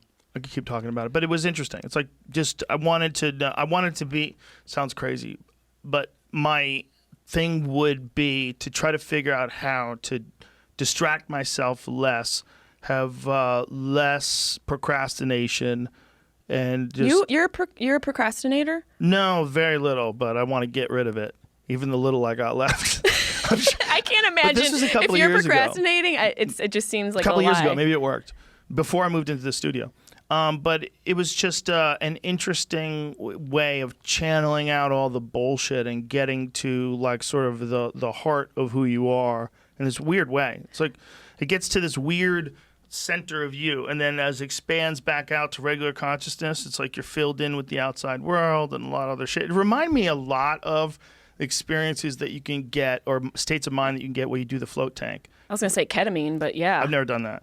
But I know a lot of people are into that now. I don't know what the fuck's going on. I know so many people are doing ketamine. I'm like, settle down. That kills people, you fucks. Well, I mean, if you get, the right guy, the right person to do it, damn, you could survive. You're having ketamine parties up on the beach. Come on over, guys. We're having quarantine ketamine parties in my apartment. There's a thing about the float tank. You get to this state where you can kind of see things more clearly. Yeah, you feel like you're one with everything. It's strange. It's very weird, right? Very healing, though. Mm-hmm. So it sounds like hypnotism partnered with the right person could be a way to get into your mind and sort of do some therapy? Yeah, for sure. Yeah, for sure. Because that's what float tank was for me as well. I think it's real similar because it leaves you alone, other than the fact that when you do hypnotism, you'll be suggested and you'll be having a conversation with the therapist, the person who's doing it to you. I'm only basing it on my one experience. I've seen some other hypnotism stuff online, but I've only had it done once. But I think that as people learn how to float and learn how to relax, you can kind of use your inner voice and you can guide yourself through various aspects of things that you find troubling, things that are bothering you, patterns, bad patterns that you keep recreating over and over again. Anxieties. Yeah, and perspective. And I think that there's a real value to being alone with your thoughts, and there's no better place to be alone with your thoughts than a float tank. Yeah, sensory deprivation. I think in a way, it's like a self-hypnotism. There's something to it. That's interesting. That's an interesting approach. I think you're probably right. It's almost like you're in a womb, in the womb again. Right. And yeah, you're free of all the bullshit. It really helps you just let the fuck go. Mm-hmm. Let go of your ego, of your worry, and all of that. Do you float a lot? I have one right here. Oh, shit. I have a tank right here. Yeah. That's right. It's the beautiful thing about it is that it gets you away from all the other information. Like, you're always getting information. There's always something coming at you. And always. Most of it's subliminal. You don't even realize the effect it's having on your brain. Sure. And all of those synapses that are firing, and at some point they need to relieve themselves. And when you're sleeping, I'm sure it affects your ability to go into those deep REM cycles. You're supposed to get like 3 or 4 a night. Maybe you don't get as many because all day long we're inundated with these phones and these screens and the sounds, and especially us, we're in the city. there's value to removing yourself from a highly populated area. That's the one thing I've realized about this quarantine is the appeal of the rural life. You know, I was talking with Justin, our friends from ABX, and he was showing me a video of his home, and it's just all this beautiful grass, just green. Don't tell anybody where he lives. I won't, but it was just beautiful. If you guys, I'll send you the video. You guys can geotag it by the blades of grass, you fucking nerds. But I was just like, Cut to article, Jessimae supports 4chan. I'm out there Fake with protesting for 4chan. Yeah. I just think there's a value to like surrounding yourself in nature. And for you, you know, I'm sure you've provided yourself an existence that represents your values in life. But do you feel like the way you live right now in your house, in your home, feels like a real homestead to you? Or does it still feel out of place because you wish you were someplace else? Well, when things like this happen, one thing you realize, there's two things you realize. One, that it's really nice to have a nice community. I have a bunch of nice neighbors. I love that. I wave to them. I love that like we talk to each other. I love that. It's That's nice. really sweet. It means a lot to you when shit gets weird, you know, when you have a bunch of nice people that live near you. But two, it makes me realize the value of being able to grow your own food. Like if you lived on a fucking farm and some shit went down, you wouldn't have to go anywhere. You could, you've got animals and vegetables and you're managing everything. And, you know, if you live on a small organic farm, that's like the move. The move is you have a small organic farm and then you have a few friends that live on this property with a small organic farm and you split time. Yeah. And you share the value of the resources of the stuff that you grow yourself. You could get away from having supermarkets if you did that. You really could. You know who lives like that? The actor who played Shazam. Zachary Levi. I like that guy a lot. You should have you interviewed him? I would love to have He'd be him a on. great guest on here. He speaks a lot about mental health and he has a Does place. He really? Yeah. He's great on The Marvelous Mrs. Maisel. Oh, he was wonderful. He was such a great supporting character to her. Yeah. But in Shazam was amazing. Did you watch that with your kids? It's So adorable. fun. It's but he great. lives like that. He's got like a commune. Not like a hippie. culty Mushrooms. Oh, sex. thing. You're just saying words. Mushroom sex, which sounds great. I know how they do it. It always starts like, oh, we're just going to grow tomatoes together. Next thing you know, he's got to fuck your wife and you have to give him 10%. It's literally Wanderlust, that movie Wanderlust. Has anybody ever done a cult right? Anybody? Well, what's doing a cult right? What would the Joe Rogan cult look like? You can't, well, the problem is, and you die and someone else takes over and they fuck it up. That's what happens with every good empire.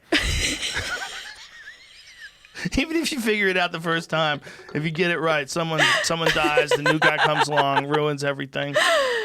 Would you have people drink the punch? No, it'd be too much work to run a it's cult. a lot. It's too much work. But I'm think saying it's about that. amazing that no one, like the last one to come up with a good one was like Scientology, right? That's the last one that stuck. So that was 20th L. Ron Hubbard, yeah. It's 20th science fiction author, by the way. And Fucking genius. Really bad science fiction author. Really bad. But it talks a lot and says a lot to the power of persuasion. You ever read his stuff? No, I You need to read his stuff. Okay. Because Is it like it's- Harry Potter? It's all first draft. There's never a second draft. It's the most nonsense And narcissistic. but it's bonkers. Like it's bonkers. Like some of the reading, like he would write these stories and he would get paid like a penny a word or some shit like that. And he would write like a bunch of them for like Strange Times magazine and stuff like way back in the day. Like this is what he did before he created Scientology. He wrote these stories, and like what was that John Travolta movie that they made? Battlefield Earth. Damn, Jamie! He's a wizard. Literally you on- just looking at it? You but got that mushroom coffee going? He's a wizard. Jesus. Are you an Did AI? you ever see that? Did you ever see Battlefield Earth? It's Oh, with the eyebrows? Yes. amazing. Wait, L. It's Ron Hubbard amazing. didn't write that? Yes, he did. Are you fucking yes, he kidding did. me? And it was John Travolta's like lifelong dream to turn that movie into one of the most preposterous movies of all time. He turned that book into a masterpiece. He looks like every white guy who wishes he was black. Look at the dreads. But look at they're supposed to be giant, and the humans are these little tiny people. Who and is he picks them that? up by the neck. Is that? Forrest Whitaker. Oh my God. Yeah, so anyway, this movie is It's like Showgirls. You ever watch Showgirls for fun? A great movie. For fun. 'Cause Great movie. It's so bad. You're like, what in the fuck? It's like, there's a lot of movies like that are great because they're awful. I need to rewatch this. Yeah, he looks like a dude who hacky sacks in a park during the day. Please do this for me and for your fans. For me and for your fans. Spark up and do a fight companion for Battlefield Earth. You watching Battlefield Earth for the first time and cue it up so that people could watch along. They'll just see you, but they could like watch Battlefield Earth on one screen and you on the other. If they cue it up at the same time, they'll get you reacting to the movie. That's such a good. I'm going to do that for the next podcast. Yeah, great episode. idea, right? That's a great idea. I think you might have to have headphones on because you probably couldn't have the content of it streaming, right? My mind is You blown might that be he able wrote to. he wrote You might- this. Let me check. If Oh, it's on dude, Amazon, you can got to do it. read some of the stuff he wrote. You read some of the stuff he wrote and you go, well, this is terrible. Is this like it's bad? It's terrible. It looks really good. It reminds me of like It's so bad. It's just like, what the fuck are you doing? The fuck are you doing? But people like that, and I've said this about Hitler and people who are just people who have these massive capabilities of persuading just a massive people. like L. Ron Hubbard. L. Ron Hubbard, it's like a missed opportunity to do something good. Well, have you ever read that book? Lawrence Wright's book? Is that what it is? Clear? Is it Lawrence Wright? Is that who wrote it? I think it is. The book on Scientology is amazing. I mean, fucking amazing. And they did was it an HBO series he did on it? They did some anyway.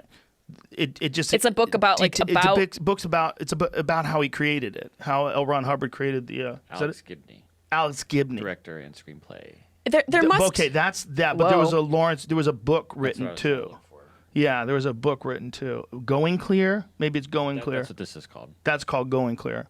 I wonder, like, you know, in marketing, how there's like a tipping point to like where things become like It's both titled the same thing. So Going Clear, Lawrence Wright too. Sorry. Okay, so I think the other one is the Alex Gibney directed the Lawrence. Is that what it is? They're both called Must Going be. Clear. Yeah. Anyway, the story behind it is he was self-helping himself. So he was psychologically kind of fucked up, and he was sort of self-diagnosing and self-medicating, give himself therapy by taking a lot of these principles of different self-help books and different psychology books that he had read.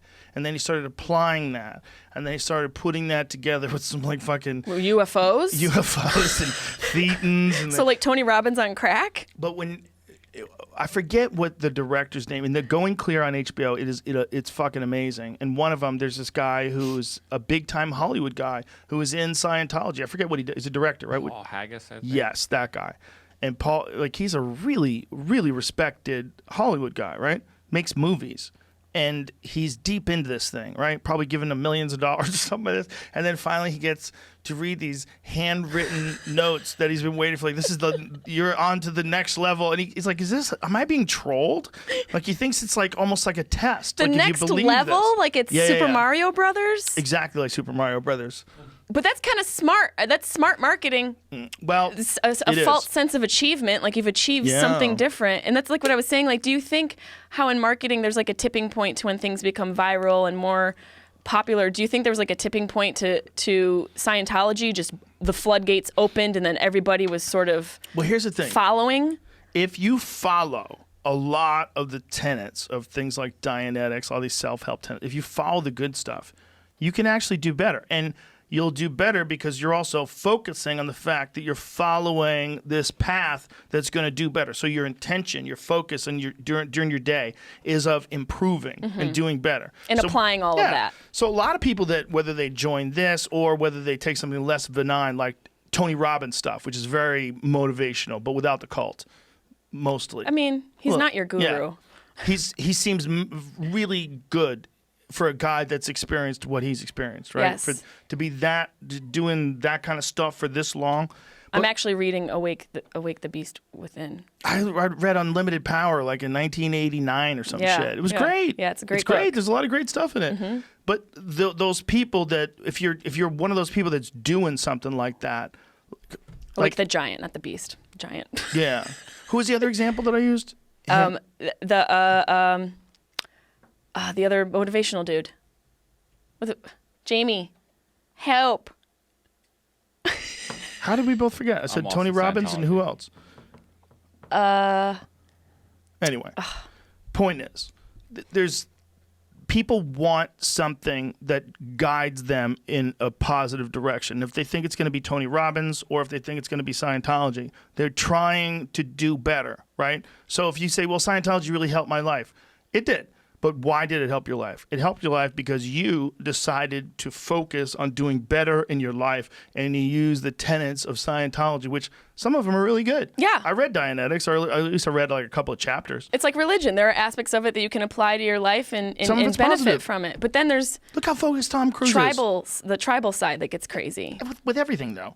Look how focused Tom Cruise is. He is very focused. Where is he? Does Is that anybody just know? he's in a bunker right now. He's in outer space. Rehabbing his ankle that he broke in half doing Mission Impossible. Did you see that shit? You ever see that shit? Was that when he jumped on the wall? Dude, he's like, how old is he? 172. He's at least 56 years old. He's 5,000 right? years old. He's from another galaxy. 57? Okay. Do you think you could take him down? 57 years old. 57 years old. He jumps from one building all the way to the other with his fucking rope attached to him and mishits it and slams his ankle into the side of the building. You see his foot compress. His ankle's Foxxville. Why do they allow? In what clause Exactly. in the movie contract are they like, yeah, we're gonna have Tom? Or do you think he just was like, fuck it, I'm gonna do it? He's going to do it, and you could eat shit all day because he's fucking Tom Cruise. Yeah. Sit down! Yeah. You can't handle the truth. He learned all that helicopter piloting for the movie too. Yeah, dude, he's He a did maniac. it. He drove. He Yeah, flew. That's what they said and showed, but He's a legit maniac. Like, love him or hate him, that guy is a legit maniac, a badass actor. If you don't think he is, watch Interview with the Vampire and shut the fuck up. Yeah, that's a good one. He was amazing. in Also, that movie. legend for the ladies who are listening from the 1980s. Ladies from the 80s, the legend. What? Yeah, he was, Tom Cruise he was in the adorable legend. He back was. then. You remember that movie? Mhm, I How do do you know? Are you? remember. You're a nerd. That's right. You'd watch that. I remember that movie. That was a dope movie. It was. So Tim this Curry is as him a devil. really hanging on. No. Yes. No, it is. Why does he look like Donald Trump's son? No, this is him really hanging on right here. No, no, no. I have chills. Yes. Oh God, are you for real? Yes. I have such a height. Like it, Do it you makes me. understand how hard that is to do? And No, this no, because I crazy wouldn't do fuck- it. This crazy fuck's holding onto a plane. Now, do you attribute that to Scientology?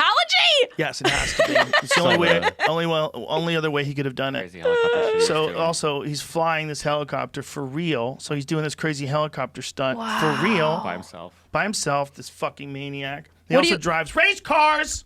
Now, And, is that okay, a death? Is that you remember when I said about playing pool? You watch someone play pool in a movie Color that looked like Money? dog shit? He looked good in Color Money. He Do looked you like think he there's a could play. level of sociopathy that's playing there? Why do you have to find negative? Why can't you just look at the No, positive? it was a question. I didn't say. I offered a question. Out there making it happen, Jessimae. Why You're you a gotta look at fan. the dark side? You lo- Why is this the your glass, man? Why is the glass half empty, Jessimae? Listen, just look at these fucking crashes that he has riding his motorcycle. You just got to think, out of all the people that have done all the action movies, who's wild in this motherfucker? He's Who's the wilder? Michael Jordan of action movies. Who's wilder than this motherfucker? Like, legitimately. Vin Diesel. No, I just threw a name out You there. just made I threw that a up. name. I threw a name. Sounds like you should be with that name. Vin Diesel. I know, Do you it know how sounds- cocky you have to be to make up that name? Vin Diesel. It's a lot. It's a name that comes with a lot of attitude. Do you think Tom Cruise is is he a daredevil, or is it? He's a does he think savage. do you think he thinks he's immortal because of Scientology? I think he thinks he gets his own planet when he dies. Or is that a Mormon? That's a Mormon, right? Mormons get their own planet. They do? Yeah. Fuck. Dude, there's a fucking album from Donnie and Marie or the Osmond Brothers. It's from the Osmond Brothers. And inside the album, when you open it up, it's from back in the Disney. The name of the album is the name of this thing that happens when you get your own planet, when you die. And then there's all these different people. They all have their own planet inside the album. Okay, we need to know that album title. Here it is. The Plan. Okay, that looks like Is that it? a cult. Which one is it? I think it's the one with the planet on it. Look at the pink people. thing. There's one that you open it up, and then the inside of it, it's got all the different. Am I remembering No, we this did wrong? this before. I know thought we it would pop did. up faster than Joe this. Rogan, you're a Didn't. treasure chest of information. No, useless shit. I told you, my chimp brain is overused. It's taxed. The information just stumbling out of nowhere. It makes for perfect podcast fodder, though. Oh, you reminded me. Remember when I I'm said mentally ill, and it works well in this genre. I wanted to tell you something. Speaking of chimps, I was reading this thing about sperm competition in correlation with sack size, Yeah. the size of the balls. And as I was reading that, Joey Diaz's video Was on Twitch. was on Where he pulls his nuts Twitter, out. and so he calls me last night, and he's like, "What are you doing, beautiful?" I'm like, "Oh, I'm just hanging out." "What are you doing?" He's like, "Oh, I'm hanging out with the missus and the kid." And I was like, "Oh, it sounds nice." And he goes, "Did you check out those nuts?"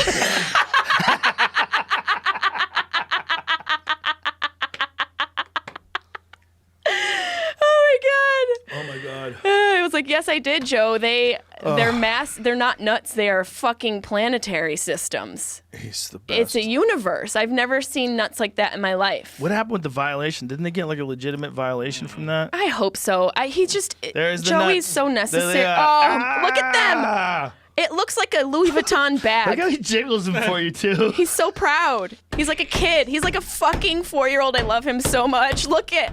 He called me to make sure I the fact saw that he it. thought he could do that on a fucking live stream for the Comedy Store. People don't realize how necessary of a person Joey Diaz is. Somebody who pushes the ticket like this, who literally moves the needle with his nutsack. He's a national treasure. He really is. I love Yeah. him so much. No, he really is. But That's a one of a kind. But that's a great example. Like he experienced the fucking The craziest. the craziest life, one of the craziest lives of anybody that's out of any of my friends. And look what happens on the other end because of that. You know. And he's so gracious, and he's so good to his friends, and he's such a big heart. Yeah. On the other side of all of that. It's just so weird how much of who you are is based on these sort of random circumstances and then how you come out of them. Yeah. Well, I think, a lot of it has to do with the absence and relationship to love and safety throughout your lifetime. Yeah. In what your relationship to love is. Because, like, when you're born as a creature, your job is to get love. And then as you get a little older, you learn how to love. And then as an adult, you learn how to give love. And if that process is interrupted along the way, it's going to affect how you express that outwardly to people in your life. And for someone like Joey Diaz, who, as most people know, experienced almost every kind of trauma and crazy life experience you can have in a single lifetime, for him to come out on the other side who he is, it's a testament to, I don't know, a greater thing going on. Yeah. Like he's also a bigger picture. He consciously made a decision to be a different person. Yeah. Because I remember I heard you talking about how you'd bring him on the road, and it wasn't always, sometimes it was difficult. Well, he just had a real bad drug problem back then. He's talked about it pretty openly. He just liked to do coke, and sometimes he showed up and sometimes he didn't. And my take on it was I did want to not work with Joey. Like, I love Joey. Did you love him immediately when you met him? Yeah. I don't think there was more than a couple weeks after Joey and I met that we were like best friends. That's adorable. But I grew up around wild people. He's a wild person. Like you seem like you're good with chaos. Oh yeah, I love it. Yeah. But like people like him, it's like because like when I was growing up, I always felt out of place. I didn't live with my real dad. I lived with my stepdad. We traveled around a lot, so a lot of times I was the new kid, and I just didn't feel like I fit in with. I looked at other people's lives. With the mom and dad were together, and the kids never got in trouble, and everyone was doing well in school. I looked at them like almost like they were aliens. Like I was scared of them, and I gravitated towards people that were like, I haven't seen my dad since I was 3. My mom's been selling heroin, and like, all right, we're friends. Yeah. And then through all my choices, just sort of coincidentally, whether it's through martial arts and then through comedy, it sort of reinforced that. Like it wasn't my thought when I was 17 years old thinking I didn't fit in anywhere. It wasn't my thought, I know what I'll do. I'll go seek out like stand-up comedians and fighters, and they'll understand me. Yeah, people who sort of represent my own feelings. But people are also fucked up. Yeah. People are also like people who also came from a less, just not a suboptimal childhood, let's say it, because I didn't have a bad childhood. There's many people that had way worse childhoods than me. It wasn't bad, but it wasn't good. So it's like, going over it and trying to think how many people are living way worse childhoods, way worse, and then they have to correct as they're becoming an adult while they're working and they're in relationships. To have self-awareness to know what it is. And they're fucking busy with a million different things, and they're not even concentrating on themselves. Which is the thing you have to do. If you have to get good at anything, right? If you want to get good at playing basketball, you got to concentrate on playing basketball. You have to be focused. Ask Jamie. He's actually a basketball wizard. Are those lies, You Jamie? should see some 3 points. You got a nice Jimmy, Jamie? His 3 points are out of control. But you have to concentrate on that. How many times do people concentrate on being a better person? Concentrate on who you are. Concentrate on why you react to things the way you do, or whether or not you're pursuing your passions with 100% of your enthusiasm, or whether or not you could be more successful if you got up earlier and got more done and just had a better attitude about things, be just more focused. Like, it's hard. It's hard. It's hard. The ego gets in the way of the self. Yep. And it's those, that self-work, the self-respect and self-care that you have to embark on. But first you have self-awareness, and to discover that requires a whole other situation and ability to access your humility. You got to be brave. You have to be very, very brave. Like that's, not like brave like you're about to go stab a bear, but brave to like face yourself. Yeah, there's a different kind of bravery. There's some bravery, and this is the thing with men, right? The big thing with men is men tend to be more inclined to place value on being brave in physical situations. Brave where you save somebody, brave where you risked your life, brave where you did something that was a dangerous thing for the good of all, or for the good of your loved ones. But then the other kind of bravery, the kind of emotional bravery, where you look at yourself like accurately, men they tend to shy away from that, or to frown on that even. I agree with that. But it takes a kind of bravery to look at yourself accurately too. It's a different kind of bravery, but it's a daunting thing to sort of dissolve your pre-existing notions of who you are and look at yourself with fresh lenses. Have your daughters help you access that vulnerability about yourself? Oh, yeah, for sure. Yeah. Yeah, for sure. Well, anytime you're raising little people and you realize like how dangerous the world is for little people, and then these little people, you love them as much as any person you've ever loved times 10 in your whole life, it's impossible to describe. Every parent will tell you. It doesn't even make sense. When you see them, you just get a love drug just floods through you. It's different.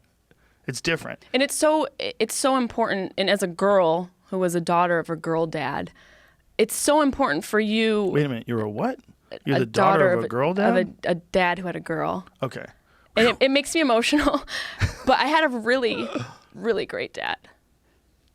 And dude, do not cry. I will fucking come over there right now and violate social distancing rules. You cried on this podcast once. I've cried a couple times. I'm just kidding. But for you to love your daughters, that love will carry them through all sorts of shit that they're going to experience that you cannot avoid, where you're not going to be able to be there and protect them the way you want to as a dad.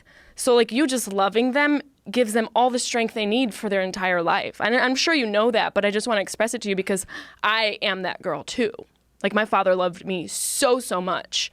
So it's such a responsibility, because in order to express that love as a man, you have to have a humility about yourself, and you have to be real about your vulnerabilities. So it's an achievement as a guy, but also just as a man in the society to do what you're doing. So you're creating healthy girls, and we need more healthy girls in the world. So thank you. Well, you're welcome. I'm doing my best. I'm doing my best to be a good dad. But I think we all need to realize, and this is one of the things that I really realized when I started raising kids. As time went on, I recognized that I don't look at people the same way anymore. I look at them as babies that became people. Where I used to always, like if I met you, like, oh, here's Jessimae in 2020, and this is how she's always been. That's just how I would think. Oh, there's Jessimae. Hi, I know what you look like. I see you all the time. Hey, Jessimae.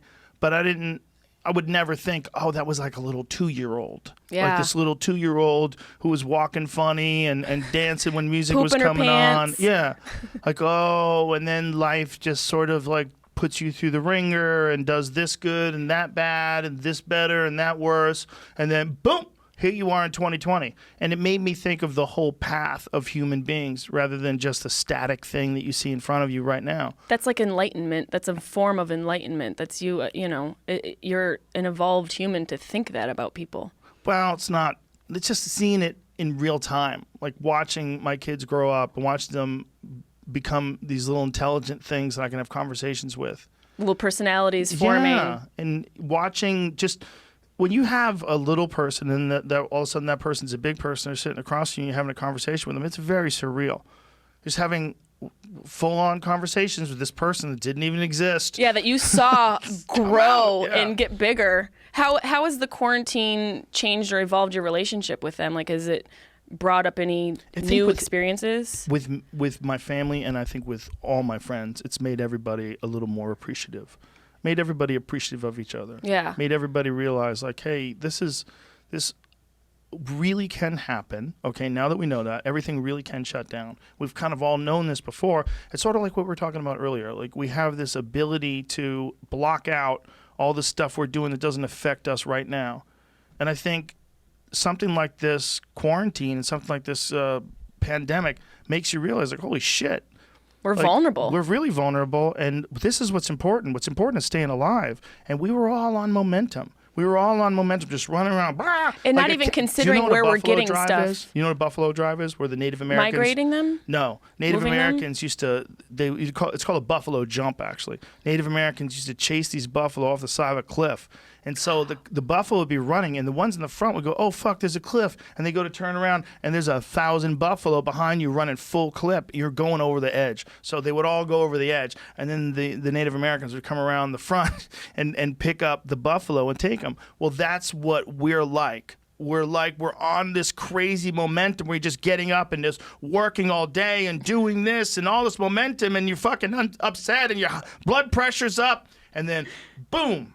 Something like this happens. And yeah, it's terrible. Yeah, I wouldn't wish it on anybody. But there's an opportunity in this moment to reset your perspective. And slow the fuck down. Get off the hamster wheel. Get off the hamster wheel and go, why am I living like this? And what am I doing to contribute how I'm living? How are my behaviors, choices, and decisions contributing to the life that I have? And I think, I don't know about you, but for me, I've been really asking myself, is the life I'm living the one that I want to live? And how can I improve it? Is the travel thing the thing that bugs you the most? Yeah, it's so exhausting, and it's it's exhausting on a cellular level, and it's stressful. It ages you. It really does. It really does beat you up when you fly every week. It beats you up when you fly every week, and it also, I'm a big energy person, and I like to conserve my energy, and I don't like to give energy to people who are emotional vampires, and I'm very specific about where I put it. But traveling doesn't give a fuck about that. Mm-hmm. It'll pull from that energy source as much as it wants to. And, like you, I love comedy and I love to perform and give my all on stage. And if I'm tired from a flight, sometimes those shows are great. I don't know if you've had those ones where you haven't slept at all and you go on stage and you're just like, fuck it. But for the most part, I like to be rested. And yeah, you want to be rested. You want to be where your brain's firing. Yeah, where you're not even thinking, when you're in that like sweet zone. So you're just, it's almost like a natural reaction to the moment. Isn't it weird how dumb you can get sometimes? Like for me, like I have... Me, personally? No, me, everybody, all of us. We all have to admit that there's a range that we operate in.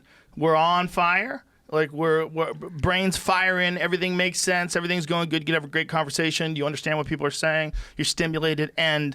where's my keys, right? There's like this like, who am I? What was it? What that guy's name we were saying? What the fuck did I just say? How do words work? Yeah. Sometimes my brain is like, and sometimes it's like, sometimes it's like a race car, and sometimes it's like a car with some shitty spark plugs that can barely make it out of the driveway. Have you found aspects of your life that contribute to you feeling like you're... Oh yeah, for sure. What do you attribute it to? Exhaustion's a big one. Yeah. Exhaustion's a big one. Like I was doing podcasts earlier in the day, but I would do them straight from working out, and it's just too hard. Especially running hills. Yeah, you're out there with Marshall. Yeah, or yoga. Yoga can kick your ass too before a podcast. I had to give myself an extra hour after the class before I try to do a podcast. What's your routine after you work out hard? Like, what do you do right after you work out? I always replenish. I always replenish. With food? Yeah, eat some food. Your body wants some protein and some. If you're eating carbs, your body wants some glucose, and your body definitely wants some electrolytes. I always take electrolytes, and I just. Are you a person who naps? No, I can't imagine you napping. It's like a napping bear. I don't have that kind of time. I'm not interested in that. I just sleep at night. I sleep good. I'm a solid 7-8 hours sleeper every night. I don't need a nap. What's the first thing you do in the morning? Do you have Jesus, what is this? Regular morning routine? Are you the FBI? Yeah, I've got people recording this. I'm just making sure we can find out where you are. I usually do some kind of workout. Either I'll do something with the dog. We'll do the hills, or I'll work out here, kick the bag, that kind of shit. Yeah. Or I'll lift weights, depending on what day it is. I just decide. Like today, I'm gonna do this. Tomorrow, I just have a series of workouts too that I've been doing forever that I can sort of plug in. I have a whiteboard. I write shit down on the whiteboard. And you've been consistent through quarantine as well. You've been taking it easy on exercising. You've been doing that every day. No, I've been ramping it up Damn. because I don't want to be. I don't want to be edgy. I want to be relaxed. And you also don't want to be like the people from Wall-E. What? What's that? Fat people. Oh. Those people who just get lazy. Everything's done for them. There's no excuses. If you're home all day, there's no excuse to go to the gym for 1 hour. And by the way, you don't even need a gym.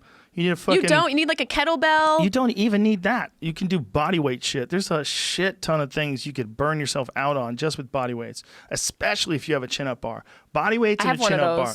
Dude. I can do 4. But do you have the one that go... Can you really? Yes. That's very good. Is it? Yes, it's very good. I feel good. I thought it was terrible. I thought you were going to be like, No, you that's fucking very weak good. bitch. No, that's very... Damn. Why is it when people put words in your mouth, it's always shit you would never say? Like, God. You say bitch a lot, but not in like a But it's a derogatory. friendly bitch. I say bitch too. Is it the kind that hang over the door, or is it the one that's screwed into It's screwed into the wall. Okay, good. Is that good? Yes, better. The ones that hang over the door freak me out. Yeah, well, 'Cause there's I've seen plenty of videos. And the bitches who don't look, we have to like before you decide you're a Instagram fitness instructor, let's read the instructions of how to put those bands in your door. Yeah. Because there's so many people out there that are putting them on the door and slapping themselves in the back. I'm noticing a lot of, not all you ladies, not all, but a lot of these ladies that have the fitness accounts also have like an OnlyFans account. Oh yeah, they're showing titties and clitty cats. They're showing clitty cats. They're getting paid. They're showing the whole they're basket. showing the bunghole. They're showing the whole thing. And you know what? In today's economic climate, it might be right behind them. No, I'm just I'll dress my butthole up for you. Will you paint it out like a clown? I'll bedazzle it. You know what I'll do? I'll get a really good artist to paint my butthole like a famous person, and then you have to guess who it is. Ah, that's a good idea. Yeah. Have you seen that one lady? We've talked about it before on the podcast that makes that visual art with paints eyeballs and shit on people's faces. Whoa. Remember? That one in particular, yeah, but there's a lot of girls now that do the body paint stuff and do... A bunch of crazy stuff, right? Like Yeah. 3D stuff, yeah. Is that what you're looking at, Jamie? People are getting really artistic with face and body paint. That's interesting. Weird stuff. So yeah, you could do that to your butthole though. Yeah, I think I might. Same thing. I might do that. I did make a butthole candle. It smells like my butthole. I bet you didn't. I did. How much you want to bet? I bet you're wrong. How much you want to bet? I bet you're wrong. I bet it doesn't smell like your butthole. Oh. Well, we can't. How would we even cash in on do that? a sniff test. I'll blindfold myself so I can't see anything. Just back it up. Oh, okay. We need to do a companion episode to that. Yeah, I'll blindfold myself, put my hands behind my back. I can't move. And then you just back it up there and I'll take a sniff. What do you think it smells like? Like an asshole. You're wrong. What do you think it smells like? You're wrong. A meadow? What is it, like an elk basin? It smells like a field. No. It's a wallow. It smells like vanilla and leather. Oh, like Aged leather. What's her name? Gwyneth Paltrow's candle Yeah, smells like a vagina. I was like, right? no, everybody knows what vaginas smell like. We need a butthole candle. Did you come up with this idea after her, or this is like some next level shit? Like, I came up with that idea hold my after I beer? got really stoned. Really, really stoned. And I was like, here's Gwyneth Paltrow, and then pussy you just- candle. What other body parts could I? Feet. Oof. Well, See, you have all feet- creeps. You have the creepiest guys at your show just looking at you, staring They at your feet. They do. There's a lot of foot fucks out there. I'm on Wikipedia somehow. Congratulations. Thank you. I'm stating all my accolades. Wikipedia. Yeah. it's another area of a woman's life you have to be That's hilarious. worry about. But yeah, Feet, people right? people comment like if there's even a toe in a fucking photo, some dude comes out from the earth like some little slithering worm, and he's like, I see a toe. That's why Andy Letterman is so funny. She blurs all them of her out. pictures, she has her feet in them, and they're all pixelated. Yeah, now she can have an OnlyFans account where that bitch can retire. If you're a woman in this climate and you don't have anything to do, retire on your butthole, retire on your feet. All There's you a whole need world is for it. like, I mean, it depends on how much money they're giving you every month, but you don't need like a lot of people to sustain you. No, and it's much smarter for a smaller price Yeah. to attract a certain number of people. Do you think the legitimate fitness girls get mad at the naked fitness girls? Absolutely. I mean, A lot of hating, right? well, there's always people worried about it diluting their own industry, Mm-hmm. but These motherfuckers. they define the industry. They also define the standards, because if there's going to be a high standard, there has to be a low standard. Don't you think? With every industry? I mean, it's almost like Sort of, natural but selection. it becomes a different thing, right? It's because for one, like the fitness thing, for sure, it's inspiring girls to want to look like her and like do this and 10 lunges and this and that and that, for sure. But also a bunch of guys who want to fuck her. Absolutely. So, but when you dip into the world of here's my naked pictures for X amount a month, then you're in a different realm, because then the other girls that are just like the fitness girls who are just, they're really expressly trying to motivate women to get fit, and they're showing all these exercises, and every day they're doing crunches and telling you to push it and keep going and don't quit. One time I thought about quitting, but I didn't. Here I am. But also, here's my pussy. I think Right? Like, it seems like can a you- full Are they mutually package. exclusive? Oh gosh. Can you have a girl who's like a really motivating fitness girl who's got like the abs and like the midriff showing and wearing the yoga pants and looking like a badass, I think you can have it, but you have to be And- honest about it. and see her pussy? You have to be. She's got to be honest about it. She's got to be like, "Hey, I'm here for Pilates and pussy." Whoa. You've got Right. like don't. Here's the thing that drives me nuts: those girls acting like they aren't also pussy girls. You're also a pussy girl. What does that mean, a pussy girl? You know what it means. Jamie knows what it means. He's Googling it. He's out there. He knows the girls. But there's That's the enough difference space. in girls. A girl shows her pussy's a pussy girl. There's right? enough space for everybody. There should be, but a lot of bitches are hating. Well, the hating bitches should focus their hate into something that can benefit them. Cindy's over here just working on her lunges and trying to put together a good program for you, and Debbie's showing her whole asshole for $5. Look, my And butthole would be Cindy's so much more fucking expensive. mad at Debbie, that whore.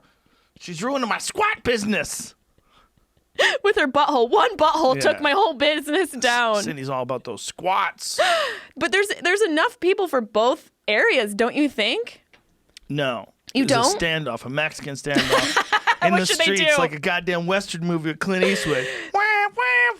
They should have to actually do a physical test. They should have to like squat each other out. Whoever can do them, whoever dies first is done. Well, it's weird because they're in like a new category. Like, Ho? let's stop and think. Well, no, those have. I they're can always- say that. They've been around forever. Hoes have been around forever. Yeah, it's the oldest But they're in a job. new category, like the female fitness influencer. That didn't exist. It never existed. I just Googled OnlyFans, and there's actually a story that's Oh my goodness. on this topic. It's not fitness. Oh, I heard though. about this. This lady is a mechanic, Yeah. and apparently a very talented mechanic. And the boys at work found out she also has an OnlyFans account where she shows le couture, and they fired her. Hypocrites. So the guys were harassing her at work and talking about it, and because she had created all this problem fuck by them. having this it might encourage her coworkers to approach you with an unwanted sexual conduct or comments. So that's why they fired her. Please give me a Meanwhile, break. You know listen, the wives called. First of all, let's cut the shit. She should be happy. This is going to make her way famous. Way more people are paying attention to her OnlyFans account than ever would have Good for ever her. before. Congratulations, you hit the lottery. You worked with creeps and you played it well and you got paid. And they did you a favor by firing you. They did you a favor. Also, my car's making a weird squeaky noise. Could she help me? weird Seriously, squeaky hit me up, girl. I could use a little work under the hood, if you know what I'm saying. What were we just saying when we were talking about OnlyFans accounts just before that? Buttholes? No. We passed that. Fitness accounts. You were talking about fitness models the and fitness influencers. Like Right. before, like who was the first one? Dude, it might have been fucking Jane Fonda Oh, she's the OG. Or Olivia Newton-John. No, She did Jane a lot of Fonda those. was way before But- Olivia right. Newton-John. But Jane Fonda, didn't she do, after movies, she was doing she got into fitness. videos. Why do you think right? she looks that good? She's like 172. She's not that old. I know she's like I 82. think you're exaggerating. I am But exaggerating. Yes, but you're right. She was like the first fitness influencer. Yes, that's she a was. female. She was making videos back Right. in like the 70s and 80s. But can you name one other one from that era? Susan Summers. Well, she's the fat one though. She just wanted to lose fat. But that's her thing, was about losing fat. She's the fat one.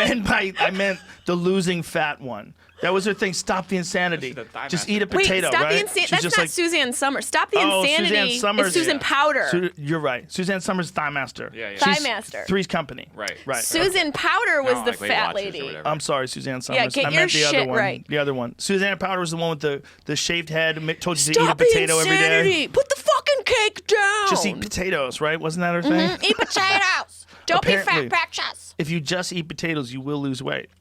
It does work because you're so bored. You don't eat that much. And so your body just naturally starts eating itself and you get thinner and weaker. Congratulations. Fucking terrible. Congratulations. You tried to survive on potatoes. Yeah, Suzanne Summers, another one, right? She did those Three's Company, videos. she did the Thigh Master videos. And Thigh then did Master's, those. that thing of squeezing your pussy together, is that like the most sexually suggestive of all athletic devices? Like, how many people are really concentrating on firming up the center of their thigh? A lot of bitches. Come but on. That was like also the first OnlyFans account. She's out there just doing Kegels. Yeah, that's a Kegel. That's basically. I mean, that's it's like a an big- outside Kegel. Yeah, it's like you're tightening up all the muscles. It's like, are you working your neck muscles? No, I'm just doing traps. You're working your neck. You got muscles. to do your Kegels. It's the same thing. Especially in quarantine, there's plenty of time to be doing it. Squeeze that pussy. You got to squeeze that pussy. There she is. Make it tight. Look at her. Make it tight. Make Boy, it right. she had a phenomenal Jesus. body. Good Who, Lord. Who was your like lady of Good of your Lord. of your like youth that you liked? Everyone liked like Farrah Fawcett. Everybody liked her. Suzanne Summers was hot. She was like the rare combination of hot and funny. What about like? When she was on Three's Company. Oh yeah, she was. You're right. She was talented. Did you ever watch the whole story of that? It's like one of those behind the scenes stories. Like there's a contract dispute. Were they between all boning? Suzanne Summers. John Ritter. No, I think she wanted more money. I think Yes, that's right. yeah, John Ritter was making the lion's share of the loop. And she was like, "Yo, what Yes. the fuck? And We so need to have favored nations here." There was one season where she was like on vacation and then she would like call into the show like she was never there. No, I'm not kidding. She was like on the phone like talking to them like that was all she was in Because the contract was in negotiation. It was. Well, I think either they were punishing her or because of the contract negotiation, they didn't want her to be a major part of the show where she could hold the show up.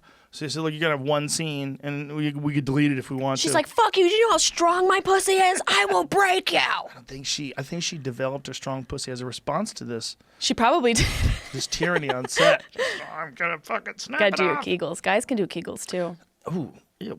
Yeah. You mean your asshole? Is that what No, you're it's saying? a pelvic floor exercise. You can dudes can do it too. It's a good dude exercise. So you don't, I don't know if you guys have a pant pissing issue like women do when they get a little older. Oh, Jesus. Women with kids, they Yeah, can have that. They laugh too hard. They'll piss themselves. Which is what I'm going for at my show is I want bitches to piss their pants. I bet you've done it already. You don't even know. There should be a list. Like, it should be an app where every time you piss yourself at a comedy show, you can click it. And we'd like to see which person makes women piss themselves the most. it's That'd no be longer hilarious. it's no longer laughter. It's all about the piss factor. I made Well, bitches piss. For certain, it's not like an indicator for everybody, but for some people, it's an undeniable indicator. Yes. Like if someone in the middle, like we have you say you didn't laugh at the show. That's interesting, Tammy, because it shows here when Jessimae hit that punchline, you pissed your pants. It says it right here. We read the so thong factor here, Stop and being a fucking hater. there's some saturation in that little slice of cotton. Yeah, you're all red as soon as the punchline hits. That's piss. Okay. That's obviously piss. Dirty, moist underwear lady. What do you think's gonna happen all this? Are we gonna be back on the road? No, Fuck. not for a while. Yeah, I think people are going to be weirded out. Despite all these studies that have come out, and people keep sending me more and more articles that are being written saying that this is not as dangerous as the flu, but that's not really true because they're basing it on how many people die from the flu every year when we don't quarantine. Right. So this is quarantining, and the amount of people is equal to or greater than most seasonal flus. And it's faster. It's a little more aggressive. It's very aggressive, but it's also weird because some people get it and nothing. So it's confusing because it's a new thing. It is very confusing. Because it's a new disease. Look, we're very lucky it's not targeting babies and children. We're very, very lucky. Yeah. We're very lucky. Yeah. And it sucks that it's targeting old people, and it sucks that it's targeting obesity. Seems to be the number one thing they said in New York City. There was a number one thing that the patients that had the roughest times with it had in common. I mean, obesity, that's like one of the number 2 killer. It's way up there. I mean, diabetes, if you're obese, you're susceptible to most of the diseases and issues that arise with people. I think that's also what scares people about opioids as opposed to cigarettes. Like, cigarettes kill you, but they kill you slow. Yeah, it is a slow burn, no pun intended. They play it nice. So is obesity. Nice. Yeah. Obesity's slow. That's slow. And painful. Yeah, it's and rough. Expensive. And then your joints go. Oh. It's brutal. I mean, it looks painful for people. Remember, like the Maury Povich show where they would have to like Ralphie. Oh man. When Ralphie was alive, it was rough. And was he?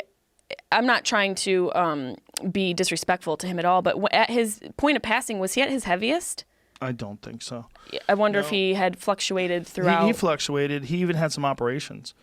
But talk about somebody stapled. Who obviously experienced a lot of, a lot of pain. A lot of pain. Yeah. But the nicest guy. Very nice guy. Just a ball of joy. Ball's probably a bad term. Too late. He would have laughed. He would have laughed. He would have laughed for sure.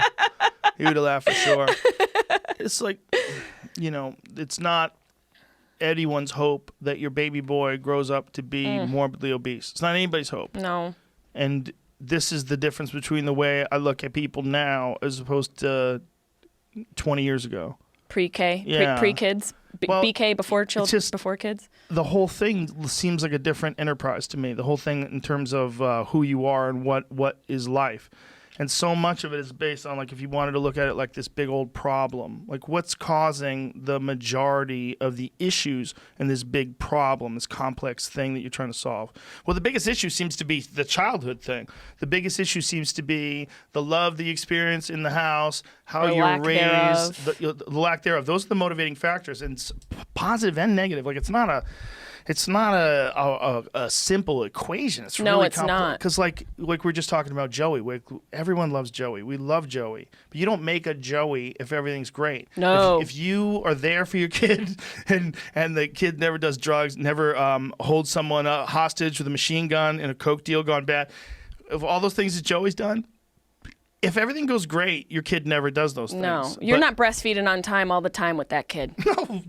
But as Joey got through that, he became this rare thing that everybody loves, and it's precisely because of all that struggle. So it's a real conundrum. It is a conundrum because struggle can either define you in a beneficial way, or it defines everything that's bad about you, and all the negativity is just reinforced because you're still connected to that pain and trauma. You're behaving in ways to revert back to that time in your life where you were experiencing pain because it's a connection. It's a connection. That was the only love that you had. Sure. And everybody has things in their life they have to process, things that have been done to them, things that they do, and you need some sort of a purging of your past. Absolutely. To accept who you are as a person. And it's a great way to put it. Is one of the reasons why I like jiu-jitsu.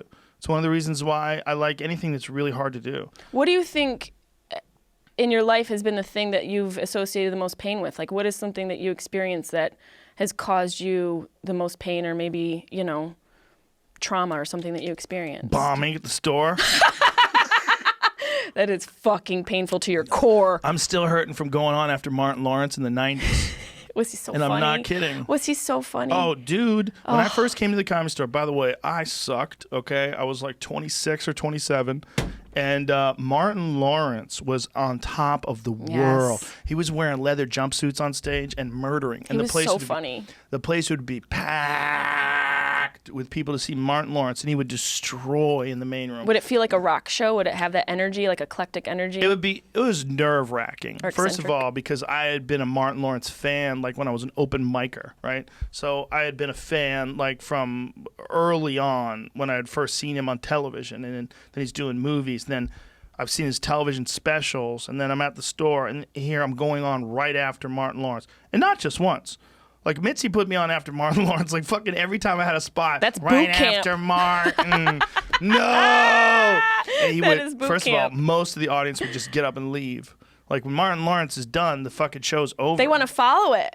But They want to go after the rock star. You don't, you produce all that like electric energy in the room, and then they want to go after that. It happens. It happens when you're on stage. They want to go home. That's what they want. The show's over. Yeah, they're exhausted. They've exhausted seen their enough. laughter. They've seen Martin Lawrence. That's what they came to see. But I've seen people do that to you at the store, where you get off and they're like, "We got to go talk to Joe. We got to get some of that." Like they want to get some of that energy like from you. balls. Don't do that. Well, I'm just like this because I have Joey's two balls. hands. If I had Mine 3 are hands, not quite that big. Mine have are chimpanzee I balls. have normal sized balls. Joey's got something preposterous. No, Joey's are like gorillas. You're probably. No, gorillas have little Actually, dicks they have and little ones. balls. That's right. Yeah, because they take care of the harem. They don't They don't have a need- competition. Yeah, there's no competition. So what's Joey's deal? Does he have They competition also don't in the eat house? meat. It's just growing up, I'm sure he had a lot of competition. That's yeah. how it developed. His nuts are traumatic. His nuts are traumatized from his childhood. That's my friend Dr. Chris Ryan. He talks about that all the time. That competitive, like if you look at the size of the testicles of chimpanzees, there's a direct correlation between the size of their nuts and then how promiscuous the females are. Yes. Because if the females are hoes, their balls just keep getting bigger and bigger. These It's that dirty sperm bitches competition. are out there fucking everybody, and I'm gonna fuck them better, and they're just building up bigger and bigger loads. It's wild, like just that whole process, like the load that a guy releases, and all of those sperm are competing, every single one. It's a whole army, and they're all competing to get to the fucking Do you end. remember when the orcs attacked the elves in Game of Thrones? Yes. When they came, "Rah!" That's sperm. That's the loads. Do you think they're The screaming? loads. Do you think they're screaming mine in there? are for sure. Mine are screaming. Mine are screaming. Do you think there's like the Chariots of Fires playing as well? It's like an unintelligent noise that you would expect like a demon to be screaming if it was coming over a hill chasing you like, "Wah!" Yeah, it They're is all demonic. That's all come screams. That's what I think. Come screams. Yeah. Hello, special Think title. about the speed that it's projecting. It's coming flying out of you. It's screaming. And so much. Yeah, think what else comes shooting out of you like that? It literally shoots out. Tears. Not like that. If your tears shoot out like that, You haven't met my sisters. I mean, it's literally like it's trying to get up in there. Yeah. I mean, that's what it is. It's like, boom. Yep. Of course they're screaming. Yeah. Ah! Wouldn't it be I cool just- if you could hear them? I wonder if it would change how often people fuck or the way guys shoot. Like if you could hear the sperm screaming, I wonder if there'd be that as many like I wonder if your plants do Money better if shots. they hear you fuck. your plants. Yeah, if Absolutely. you have your plants around you and you're fucking. Absolutely. Because if you think with music, if music helps, what if we can find out that if you fuck while you listen to Prince, you get 75% more biomass? But we're 75% less. He was so little. No. But the music is so big. It was so If big. you're listening to Purple Rain while you're fucking, and the trunks just keep getting thicker on all your Yeah. plants. That's interesting though. I wonder if music does persuade the successfulness of the pregnancy and someone getting pregnant. That's a good question, right? Because Maybe if having Mozart play for your growing baby makes them a little bit more able to be intelligent and make smarter choices, maybe it can sort of help people just get pregnant quicker. when I was a kid, I was one of the first generations of people that had a Walkman. Okay? So when I was working out, I was going to the gym back in like the fucking 80s. All right? When I was in high school and I was wrestling, I would have a cassette player. I was a zygote. That would like sit on my hip. I had like this fucking neoprene belt or some shit. I forget how it's strapped in, but this cassette player and headphones. And I would go to the gym, and you could listen to your own music at the gym. This shit was unheard of. Do you understand this? Unheard of. And I remember doing leg presses to "Welcome to the Jungle" by Guns N' Roses. And I remember thinking how strong I felt because of this music. Oh, your daughters are going to be fine. And so I got off the leg press and I was like, that's crazy, because like I literally felt like I had more energy. Like something happened. I wanted to fucking go harder because of the music. And I was like, okay, that is like, it's doing something. I know it's exciting me and that's making, but what else is going on? Music's the only thing that stimulates all areas of your brain simultaneously. It's one of the only things. Have you done studies on this? Is this why? That's what I've read off of your Twitter feed. Music stimulates everything, including nail growth. Including your sperm success. All of it. It's kind of true. I Thank did you, read Jamie. a book. There's a book on Audible, so I listened to this book. You read it. You're a doctor. Called Music on the Brain. I honestly even think Makes sense. the person who is doing most of the talking was someone that's been on the podcast. I can't remember off the top of my head who it was, but they were talking about like when you're running. So like if you're listening to music at a loud volume, that takes an amount of brain power just to be processing that. Add that on top of the physical activity you're doing, that takes brain power to do, plus the endorphins, plus all the chemical process. There is something that happens there. It has been studied. I cannot regurgitate it, obviously, but I only know it there's because of. something there. But that too. would imply that it's actually it hinders performance because it requires resources to listen to music and then resources to run. But not necessarily if it's engaging. If the entire brain is being engaged, I would think it would enhance the ability for you to exercise and maybe some of the. Maybe you get out of your own way. Yeah. Yeah. And the only reason that I know about it is because with research with Alzheimer's, they say when the Alzheimer's patients reach a certain level or even just early on in their diagnosis that music can help alleviate some of the stresses and anxieties that are associated with the disease. And because it activates the parts of the brain, most of the parts of the brain, that it is thought to be a therapy for people who have Alzheimer's. That makes sense. Yeah. Because it's doing something to juice up your brain.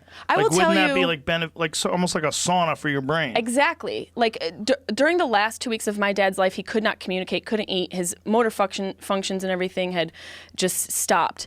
We played Sinatra. That motherfucker didn't talk for 2 weeks. We played Sinatra. He started to sing. Wow. And Which song? Fly Me to the Moon. Ironically. Whoa, that's a good one. Yeah. He started to sing, and he also, the last thing he laughed at was a fart. So That's hilarious. Speaking of fart, let's fire up yeah, let's fire up the the. Black Ash. Is that what it's called? This is Donnell's I own love- personal. Man, my man sells candles. I love Donnell so What were you saying, much. Jamie? I mixed up two things. I love 'em I'd listened to them at the same time, though. So there's a book called Music in Your Brain, which is by, I believe his name is, sorry, I just had it. Levitan was his last name. Oh yeah, Steve, I believe. Stephen Leventhal. I think I have that's that right. book. Yes. And then I also listened to a separate thing, which was by someone who has been here, Stephen Novella, Your Deceptive Mind, He hasn't which been is here. a scientific. He hasn't? No, Oh, I thought he has. no. I'm sorry. Deceptive Mind. There's so many scientific guests. forces. It's hard. Yeah, Don't I worry know. Yeah. about it. I mean, we're at like 1,500 So guests. Sean Carroll interviewed someone that did a podcast on the music in the brain. I think that's where I was confusing the person. who had been okay. here. I mean, makes isn't sense. that I interesting listened to a lot though? of stuff about it. Donnell's candle does not want to stay lit. Well, it's the key to candles is you have to burn them until you have to cut them. First of all, you need to cut the wick, and then you have to let them burn until the whole area is melted, so that it burns equally all the way down. Okay. That looks like a disaster, but This is a mess. yeah, it's a mess. It's no surprise. I mean, Somebody sent me one. It's like Bernie Sanders as Jesus. I'm like, who's? I'm gonna guess you mass got that from like. marketing those? Did that come from Vermont? I hope so. It would be authentic. This is not going to stay lit. I'm going to have to do surgery on this candle thing. Yeah, you gotta cut out some of that goo. See, this is a guy that's industrial. He's figuring out what to do. Industrious. Figuring Yes. out what to do. Like, I know what I'll do. I'll sell some fucking candles. Yeah, that's It actually smells fucking good. why Oh, not shit. smell? At least seems to be working. That's why I made a butthole candle. Congratulations on that. But so are you openly admitting that you were inspired by Gwyneth Paltrow's vagina Hell candle? yeah! I was like, where's the butthole candle, girl? How many of these butthole candles have you sold? We haven't even opened yet. I don't even think the shop's going to be open soon. Website. What does it really smell like? Like, how do you create a butthole smell? It's sweet with a little bit of weather. Like swamp fog? Well, yeah, thank you. Swamp Fog, which they won't be at Coachella this year because it's canceled. They were opening for Jared Leto's band. Coming to the stage, Swamp Fog. The girls just queef out a cloud.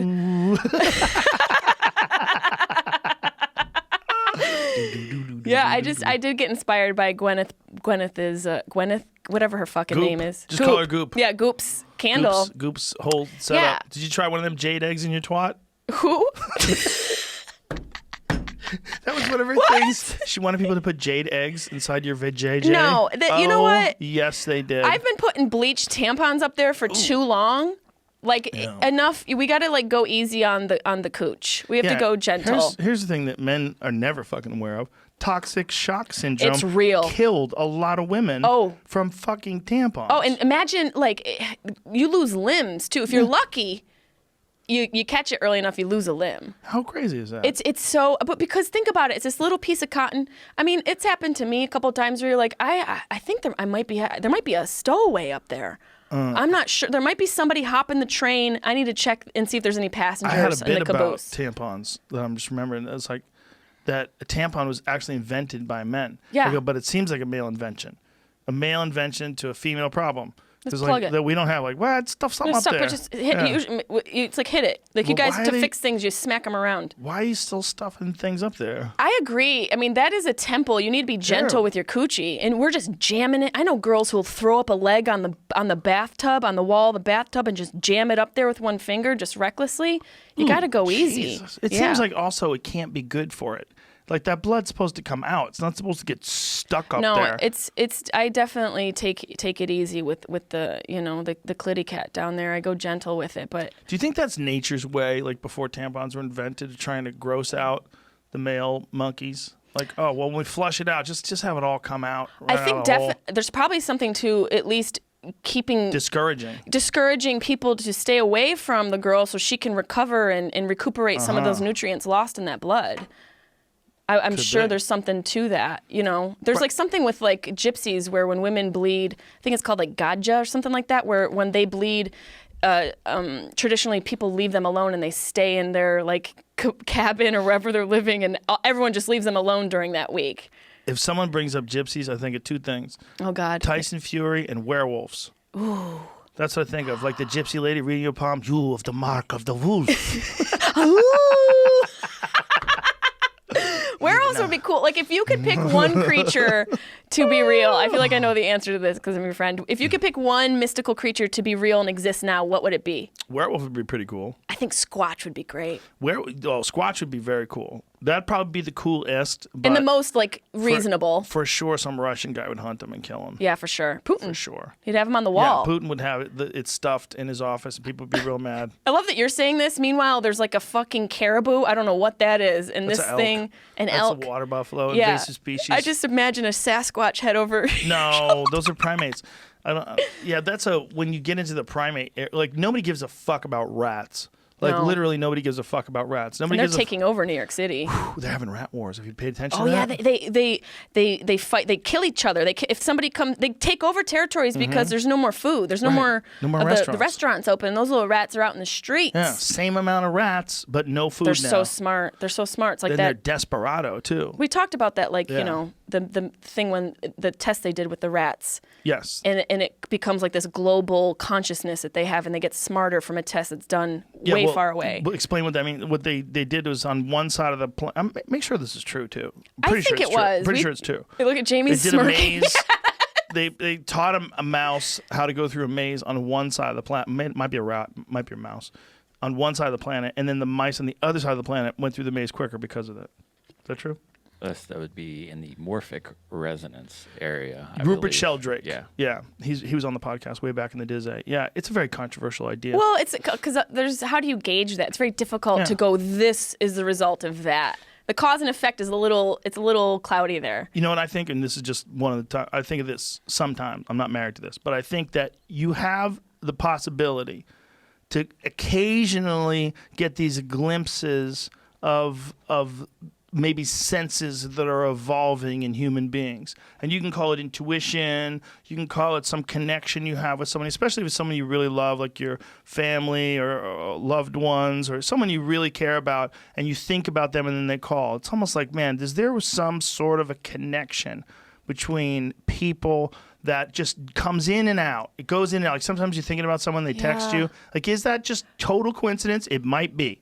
But it also might be that there's some weird, hard to define, impossible to measure connection that we all share with each other. I think it's a beautiful way to look at it. I thought about that one day when I was just, thinking about my dad. I was traveling, and it made me think about thoughts and how thoughts are almost like messages we send out into the universe to just let somebody else know they're not alone, and maybe they grab them through some way. It's through some realm or portal. And it's important to conversation is so important because of that, because it reminds you of things and you draw associations.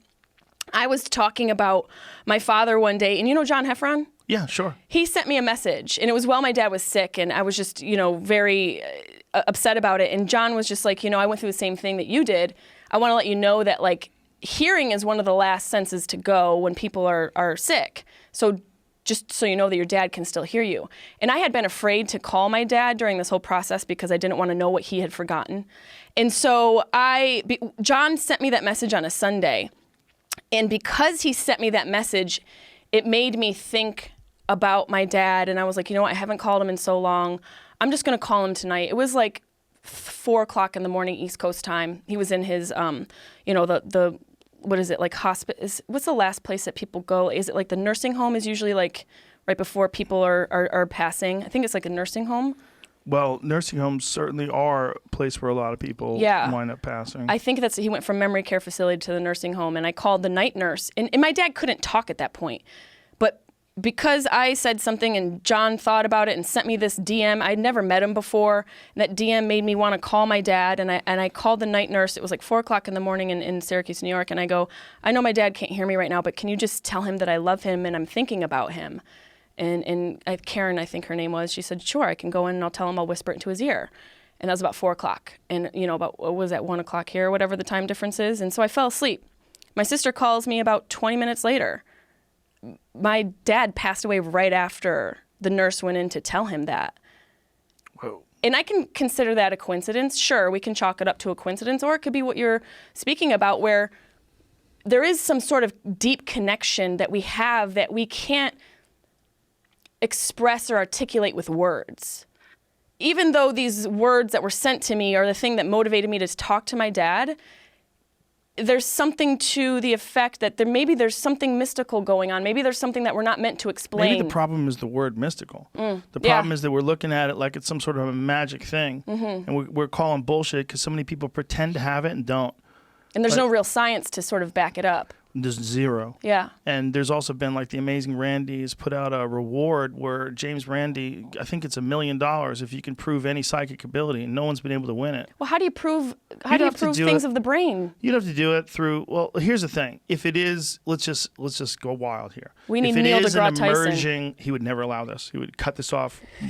Never allow this kind of He nonsense. doesn't want the curtain behind it. He would entertain it with a scientific perspective. But if you're looking at something like an emerging characteristic of human beings, like, for instance, like, we know that we used to be single-celled organisms. It's very unlikely that during a time we were single-celled organisms. For like 30 we could minutes. talk, or we could feel, or we could do interpretive dance, okay? No one was writing books when they're single-celled organisms. So as these single-celled organisms become multi-celled organisms, become human beings, like, things are getting more and more complex, and more skills, and more senses, and more of an ability to manipulate their environment. And I think that it only makes sense that there could be some non-local connection that we have to each other, some way without just touching or talking or through visual. There's some sort of a connection that we have with each other that we just haven't evolved yet. It's on the way. It's coming. And that's why we long for it. That's why we're really interested in psychics. We're really interested in people that know the future, not just because we want to know what the future is. We want some sort of a feeling of hope And interconnectivity. Yeah, but it's not just that. It's also that I think we know there's something to it. Well, I think we know there's something grander beyond just this physical existence that we have. And then it brings up the whole conversation about the creation or existence and introduction of consciousness. When does that come into the picture? Well, when did it come into the picture, right? Yeah. When was the first thing conscious? And what is consciousness? Is it just sentience? Is it just being aware and looking out for yourself? Because then deer are conscious. Are rats conscious? Because it seems they're pretty conscious too. It seems like I think there's a spectrum to consciousness. Right. And I think the one that we're talking about is the beyond, that like consciousness that Next level. Next level where Yeah, it's got to go somewhere, right? it's got to go somewhere. I mean, look at our brains. Our brains are like a universe in of itself, and they're in the darkness until death. I mean, you can't even, there's no way to really, besides like graphs and everything, to really understand the workings of the brain. I mean, it's firing, all this electricity is going off, and these little teeny molecules are doing jobs, and there's like we said earlier, sometimes it works great, and sometimes it's dog shit. Yeah. It's really wild. Same person. It's really it's so crazy. And then there's like this thing that happens in the brain and in the body, this like immune response where they send out this molecule. It's almost like a Paul Revere of molecules where it lets all the other molecules in the body know that some shit's about to go down. It's like a warning. Right, like adrenaline. Like a warning spike. response. Yeah, but like little teeny. There's actual little microscopic things that are doing these jobs. Yeah. What the fuck? How do they start their day? Right. Are they waking up like Joe Rogan and going working out for an hour? You don't even know they're there. No, you don't even know that. That's why I fucking talk to him, bro. Dude, I get it. I think it's a good idea. I was joking around, but also being serious. Like what you were saying you could do for plants. Why not? Why wouldn't you do it for yourself? Why wouldn't you? I mean, self-help. Everything is made up of things we can't see. Self-love, right? Self-love is the most important thing you can express. And I think... Yeah, if you don't love yourself, that's where the breakdown in the chain is. You know, we're talking about, this whole podcast we've been talking about like trauma and pain and along that lifetime, what determines one person becoming a Joe Rogan or a Joey Diaz or even, you know, somebody who goes on to become a politician or doctor, whatever it is, what determines them going from that direction to people who are committing crimes and yeah, for sure. There's something on a microscopic cellular level that is determining these things. And self-love is a tool to use to sort of, I think, help you put yourself on the trajectory of a positive life. Mm-hmm. Yeah. No, I agree. But I think it's hard for people to just change gears, right? It's hard for people who aren't healthy to be healthy. It's hard for people who don't eat well to eat well. It's hard for people who are kind of lazy to get their shit together and be disciplined. You're going to get tired, you know? And if you're that person that automatically seeks comfort and nothingness all the time anyway, it's going to be hard for you. Yeah, it's going to be really hard. And what are your reinforcements? And what are you reinforcing? This is where I think events are very there's amazing opportunity in events, and this is a big event. What do you mean? Events like this pandemic. Okay, I was thinking of like Bonnaroo. Terrible. I took it because I miss it. I miss like, you know, events and going out. But I get it. I see what you're saying. This pandemic. This moment in time where everything stops. And we're like, okay, like, have you watched any television since then and see people without masks and see people hugging and shaking hands and you go, right? Already.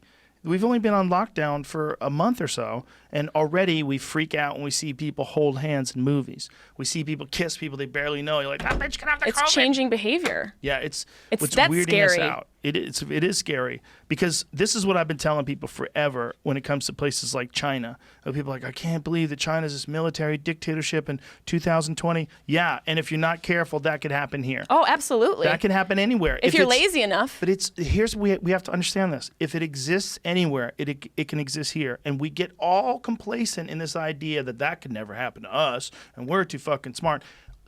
Do you know how many people are rethinking their thoughts on safety, on security, on guns, on the food chain, the food supply chain? People are rethinking just basic survival right now. That's scary. Yeah. And it becomes that sort of desperation factor. And isn't this like we were talking about, you know, us being so comfortable? We're due for some shit. Well, this is it. I mean, we're due for some destruction. This is a trial run because this ain't shit compared to a big earthquake or if an asteroid hits. Like, there's a big asteroid that's flying by. It's a mile wide, and it's going to fly by Earth soon. A mile wide. Do you know what a mile wide piece of rock from space would do if it hit us?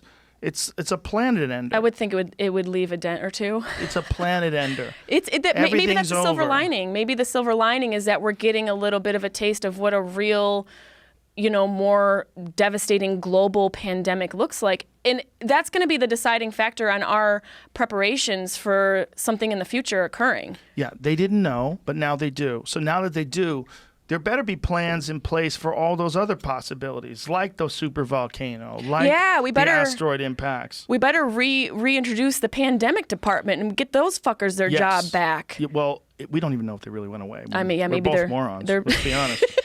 We shouldn't even be talking about this. Come on, you know you're a moron. Rude, I'm but a moron. Accurate. It is very accurate. I'm a fucking moron. You're a moron I too. am a moron. We're all morons. I love you. You're a great moron. I love you too. But this is now we understand that the way things have been is not necessarily the way things always will be.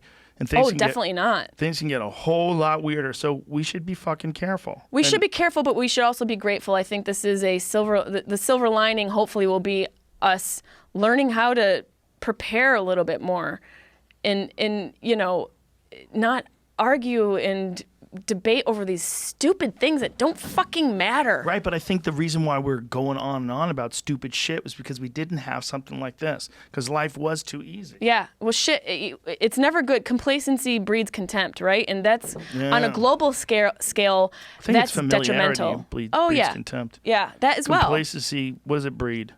Complacency, Laziness? did I just make up a cliche? Complacency makes fat asses, and not the pH kind. Complacency is a dangerous thing. Does anybody say pH fat anymore? That's not real anymore, right? That's not fat? A thing. That yeah, was I think fat, that like died fat in with a P? the 90s. How dare Are we Googling? It says contempt was the first thing. Failure. Mediocrity. Complacency breeds mediocrity or contempt. Oh, interesting. So familiarity breeds contempt and complacency. Everything is breeding contempt. But we're bunch of contempt breeders we're out there. familiar with our complacency. Yeah. Well, we need to know what's important, and I think now we have a better sense of it. So the real Hopefully. question is whether or not we can learn. Because people are good at adjustments when they have to make adjustments, but then when things slide back, they get this sort of the thing we were talking about earlier, where you don't want to look at all the possibilities because you will freak out, especially if you're doing edibles. Hell yeah. Right. I've been steering away from the edibles. I mean, I have been doing the blunts, but I think people will change when their livelihood and survival is threatened. Yes. But will they change to protect themselves, or will they change to adapt a new way of life to protect the greater good? Because I want to be on an earth of people who are protecting human race, not Bob Johnson. You know what I mean? Oh, not an individual. Right, because it's then we're just back at square one. Well, if you look at the history of people, we're doing way better now than we were before, right? We keep doing. There's obviously been some peaks and valleys and some mistakes, and we're also aware that you can kind of navigate the future intelligently. And if you navigate the future intelligently, you make less and less mistakes. I think we just now have to reassess the nature of our momentum, the nature of the society that we're creating, and what we're trying to do, and also the impact that we're having. I know this is not sustainable for people to not work and stay home for months. It's not sustainable. I'm well aware. No. But it's also amazing for the earth. Oh. If you look at the pictures they've taken about the sky above LA. I mean, I went on a hike early on. I could see all the way to like Pasadena. It smells different. It does. It doesn't smell like Smells butt different. and gasoline. It doesn't smell like you're being poisoned by a little bit, just a little bit, and you are. It's not the same as Absolutely. smoking. It's not the same as smoking, but it's right next door. And that environmental stress, that constant exposure to environmental stress, I mean, that affects your mood. That affects your health. We've got to all move out into the rural area and ruin that. That's what we got to do. We got to ruin that and Where turn the it into fuck are we this. going to go? Where are we going to go? We got to go on another planet with Biden and L. Ron Hubbard. People in South Dakota right now are going, stay out of here. Get out. People in Arizona Wyoming are like, people. fuck. I know. Arizona's going to be the new LA. I mean, we're all going to have to move there. Arizona, you can have a gun. It's easy to get a gun. Cheap house. Yeah, cheap house. You just have to watch out for the cactus that shoot needles at You're you. literally living inside of Satan's dick for 3 months out of the year, though. Yeah. For 3 months out of the year, it's 145,000 degrees. It's a brutal existence. People aren't meant to live in the desert. Everything's dry, crispy, and trying to kill you. You ever hear the Everything's trying to noises kill at you. night? It's Yeah. like, what was that creature? Coyotes and rattlesnakes, and occasionally they have jaguars. You know, that's one of the rare places in North America outside of Mexico that we occasionally see jaguars. Wow. Yeah, they have jaguars that have been spotted on trail cams. And the biologists, these wildlife biologists, watch it very carefully because there's never been a really strong, at least there's no real history of a really strong supply of jaguars in this country. It's primarily Central and South American animal as well as a Mexican animal. Is it But something that got loose from Joe Exotic's park? no, it's a real fucking jaguar that made its way from Mexico. I mean, its habitat is like just Yeah. deteriorating, and it's cruising around Arizona. That's wild. It's it picked a shit spot. Like the fucking imagine being a jaguar and you're dealing with the drug trade. Like you think you're the number one problem, and then there's these cartels that are sneaking in coke and just fucking shooting at you. You're like, shit, I thought I was running things out here. And then you got a cousin who's like a cousin jaguar who lives up in Look at that. Oregon. He's like, bro, you got to come up here. There's so many trees. It's nice. You can breathe. Look at this motherfucker wandering around. I think I have that tattooed on me. So see the skin down there in the middle side where they're looking at they found out that this one jaguar that they had been spotting on trail cameras had been killed in Mexico. And what turned into a fucking rug? They turned him into a rug, yeah. How do you feel about that as somebody who hunts all these like Oh my God, look at the teeth. I know. Open that. Wow. Look at that. Wow. Holy shit, that's insane. That's what women see right before men go down on them. Oh my God. That's what it looks like. Dude, that picture is amazing. That's beautiful. You should frame that shit. I need that picture The in colors. my office, right? Jamie, we need it on metal. That's beautiful. Get that, please. Is Find it a Take a screenshot right now. Find that. That needs to be in the Just studio. stumbled across it. It Oh looks my like it's God. in a habitat Don't though. lose it. Don't lose it. It looks like it's Jaguars are in an returning- enclosure. That is probably a see if it's from Republican the video. website. Look, Jaguars are returning to southern Arizona. You see That's it biting. yeah. Look at the size of that fucker. But They're it's like- in That's in a an zoo. encampment. Yeah, that's in a zoo. But just still, look at the size of that fucker. Look at this lady. They're like 200 pounds. Those fucking cats. They're big. Where they got Yeah, they're big. They're solo hunters, right? Well, when you trip balls, apparently in the Amazon, when the guys do ayahuasca in the Amazon, they see jaguars. Like And a jaguar entity comes to you Yeah, and yeah. You see like jaguar spirits. you need to get away out of your own shelf. I just think I don't know why it was. I don't know why you did that voice. But I think there was a really interesting theory about why that is. And the theory is that the more people take a psychedelic drug, the more their experience and who they are becomes a part of the psychedelic experience for the next person. Whoa, Who it goes does back it? to that consciousness. Right. So when these people are tripping on ayahuasca in a place where they've been tripping on ayahuasca for 10,000 years, they see things that these people who've tripped before them were terrified of, like snakes, Oh, God. and jaguars, and fucking dragons that come from the sky. Have you done ayahuasca? Only done DMT, which is the chemical version of ayahuasca. I haven't done. So it's like synthetic. you don't throw up and you don't shit your pants, and it only lasts 20 minutes. Oh, that's not fun. I want to shart and not have to explain myself. I'm very interested in doing it. I would have to carve away the time to get ready for it, and also make sure I'm doing it with someone who's a reputable person. It's just, Yeah. and then the problem is that it's not legal. So It should be legal. It should I be have a legal. friend who's really working on. But what I mean, it's that. not legal, so you never know what you're getting. You have to get through word of mouth. You know, you have to trust people. It's always sketchy. It's always sketchy. Whenever you're dealing with anything, whether it's mushrooms or any LSD, if Anything that someone affects is the offering, brain. yeah, well, if someone's offering you some incredibly potent thing, and you don't have a chain of command, you don't have a lab this came from, Yeah. you don't know, like when you get into the world of psychedelic drugs, it becomes very fucking weird. You have to tread lightly. You don't You have to know- tread very, very there's no- lightly. d- There's no FDA. There's no FDA. There's no FDA yes. for it, and so you're right. You're dependent upon these people who are doing these journeys and trips in their homes. My friend Jackie Stang has a really cool psychedelic platform. I think it's called Meetdelic, and she promotes healthy ways to have a journey. And the one thing she says, because I've talked to her about it, and I'm like, I want to do it, but I'm scared. She always says safety first. Like it's so Yeah, you need important to to be you need a safe. sitter.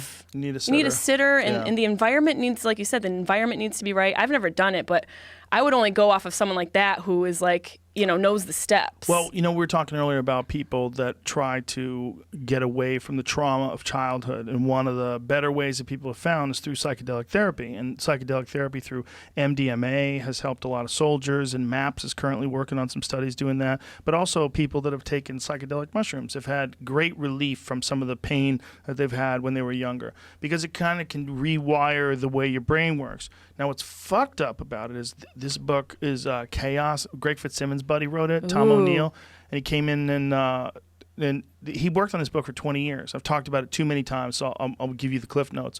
But it's basically Does that a say book Charles Manson? Yes, it's all about the 60s, and the CIA doing LSD studies and and giving LSD to hippies, giving LSD to people to try to change their memory, giving LSD to people to try to make them do things and have no memory of it after they did it. There's a connection between the CIA's LSD study and Jack Ruby, the guy who killed Lee Harvey Oswald and shot him in that iconic photograph. Sirhan, the guy who killed Robert F. Kennedy. All these guys are connected to the psychedelic study, including Charles Manson. If there's ever a face of someone who's doing drugs. They ran a clinic in the 1960s, and all till this book came out.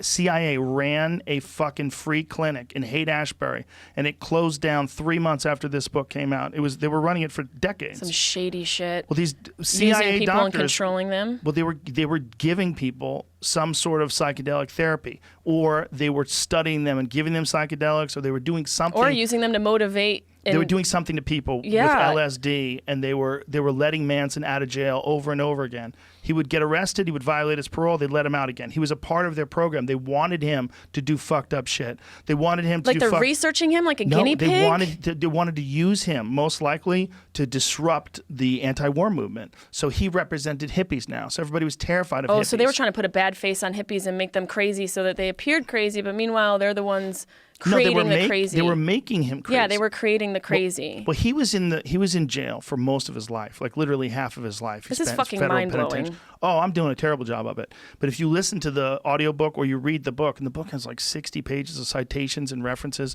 explaining all the stuff that is absolutely provable about what he's saying. Who funded it? Henry Asslinger? Well, no, it's Harry Anslinger. Whatever that's his fucking name is. No. But it's a great book.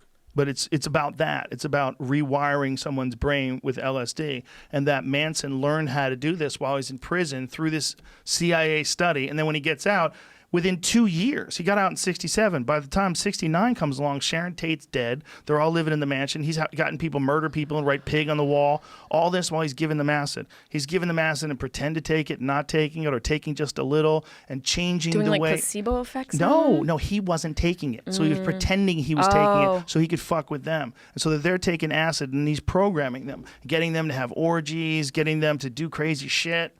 Murdering people. He literally was a part of this program, and you can prove it by all the times he's been released from jail, all of his connections with those guys who worked for the CIA at the time and were doing those LSD studies, all the stuff because of the Freedom of Information Act. It's all been proven. They did this thing called MK Ultra, where they did mind control experiments on people in the 60s. It ended in like 1973 when the guy who was running the program died. But they were dosing people up with acid. They were doing wild shit. Safety, kids. Yeah. Safety. They had whorehouses that the CIA ran and dosed the Johns up with acid. They thought they were going in to get laid, and they had a two-way mirror, and these guys would be like fucking sipping tea, watching these people take acid and have sex with prostitutes. Dude, it's a fucking nightmare. Like, imagine. That sounds like a nightmare. This is what happens when people get control. The chaos I feel inside. When people get power and control, you can justify almost anything. And one of the things you can justify is taking a guy who's just looking to get his dick sucked, and you put him in a situation where you're dosing him up with acid, and you're studying him like a rat, and he has no idea you're studying him. He has no idea what happened. You're breaking this poor guy's brain. What happened? Well, Harry came home one day, and he just saw demons. He started yelling. He was in the backyard. He starts shooting his gun. Next thing you know, no more Harry. Meanwhile, she doesn't know Harry got dosed up with LSD, because on the way home, he'd scrape together a little money. Let's just give me a little rub and tug real quick. And he goes into this place, and they're like, have a drink. Sit down. He drinks, and all of a sudden, do. 12 hours later, Harry comes out. He has no idea what happened. There's no memory of it, but he's a different person now, and they broke his brain. Is that like what happens when people think they're being abducted? Maybe they just were on the CIA program and they were all fucked up at night? Could be. God, for sure. That's such an abuse of power and really an invasion of rights. It's just, well, if you give people power and you don't have anybody standing over them that tells them what to do, and especially if you're doing something in secret, right? If you're doing things in secret, did you ever hear that famous Kennedy speech about secret societies? It's really interesting. I don't think I have. It's really interesting because he was struggling with the CIA and a bunch of other secret sort of institutions and government back then and secret societies. And he was talking about how abhorrent it is to withhold information, how dangerous it is. But this is sort of one of the reasons why it makes sense. Like, if you give people the power, just experiment on these young kids. Just dose them up with acid. Just let's experiment on prisoners. Let's just go to these prisoners. Look at this guy. He's been in jail for 12 years. He's a fucking loser. Let's just give him acid. Let's see what happens. See if we can happens. talk him into believing he's Jesus. With no recovery program, no regard for their person. It's so destructive. That's really just this is terrible. one of the things in the book that Jamie was freaked out about. He claimed to have achieved the impossible. He knew how to replace true memories with false ones in human beings without their knowledge. Well, I mean, most memories are false, but that's demonic. Without detailing the specific incidents, he put it in layman's terms, it's been found to be feasible to take the memory of a definite event in the life of an individual and through hypnotic suggestion, bring about subsequent conscious recall to the effect that this event never actually took place, but that a different fictional event actually did occur. Jesus. He had done it, he claimed, by administering new drugs effective in speeding the induction of the hypnotic state and in deepening the trance that can be produced in given subjects. It sounds like whoever did hypnosis on you did the opposite of that. Yeah, they did bad hypnosis. That's really so evil. That was his job. His name was Jolly West, and he did this for decades. And this is a government program. Yeah, apparently he's a really friendly guy. It's hard to not dosing have people up with conspiracies. acid. Like, well, that's- for sure, if you want to go to those conspiracies, they were real. I mean, they are provable. I mean, that is just so, it's demonic. Oh, look at this. It sounds like we're reading a movie plot. Look at this. The National Security Archives in Washington, D.C., I found the version of the psychophysiological studies of hypnosis and suggestibility that the CIA turned over to the Senators Kennedy and Inouye in 1977. West's name and affiliation were redacted, as expected, but the CIA's version was also shorter and watered down in comparison. This is because he found two different documents. He found one in the CIA's warehouse, and then he found another one that was the one that had been redacted. West documents was 14 pages. This one was 5, including a cover page. Most glaringly, there was no mention of West's triumphant accomplishment, the replacement of the memory of a definite event in the life of an individual with a fictional event. So the CIA's papers had a different account that showed that he could change people's memories, and then the one that was all redacted and edited didn't have that in it. And these are people there are still people who are like that, who are running government and who are in politics, who are in charge of passing laws like that.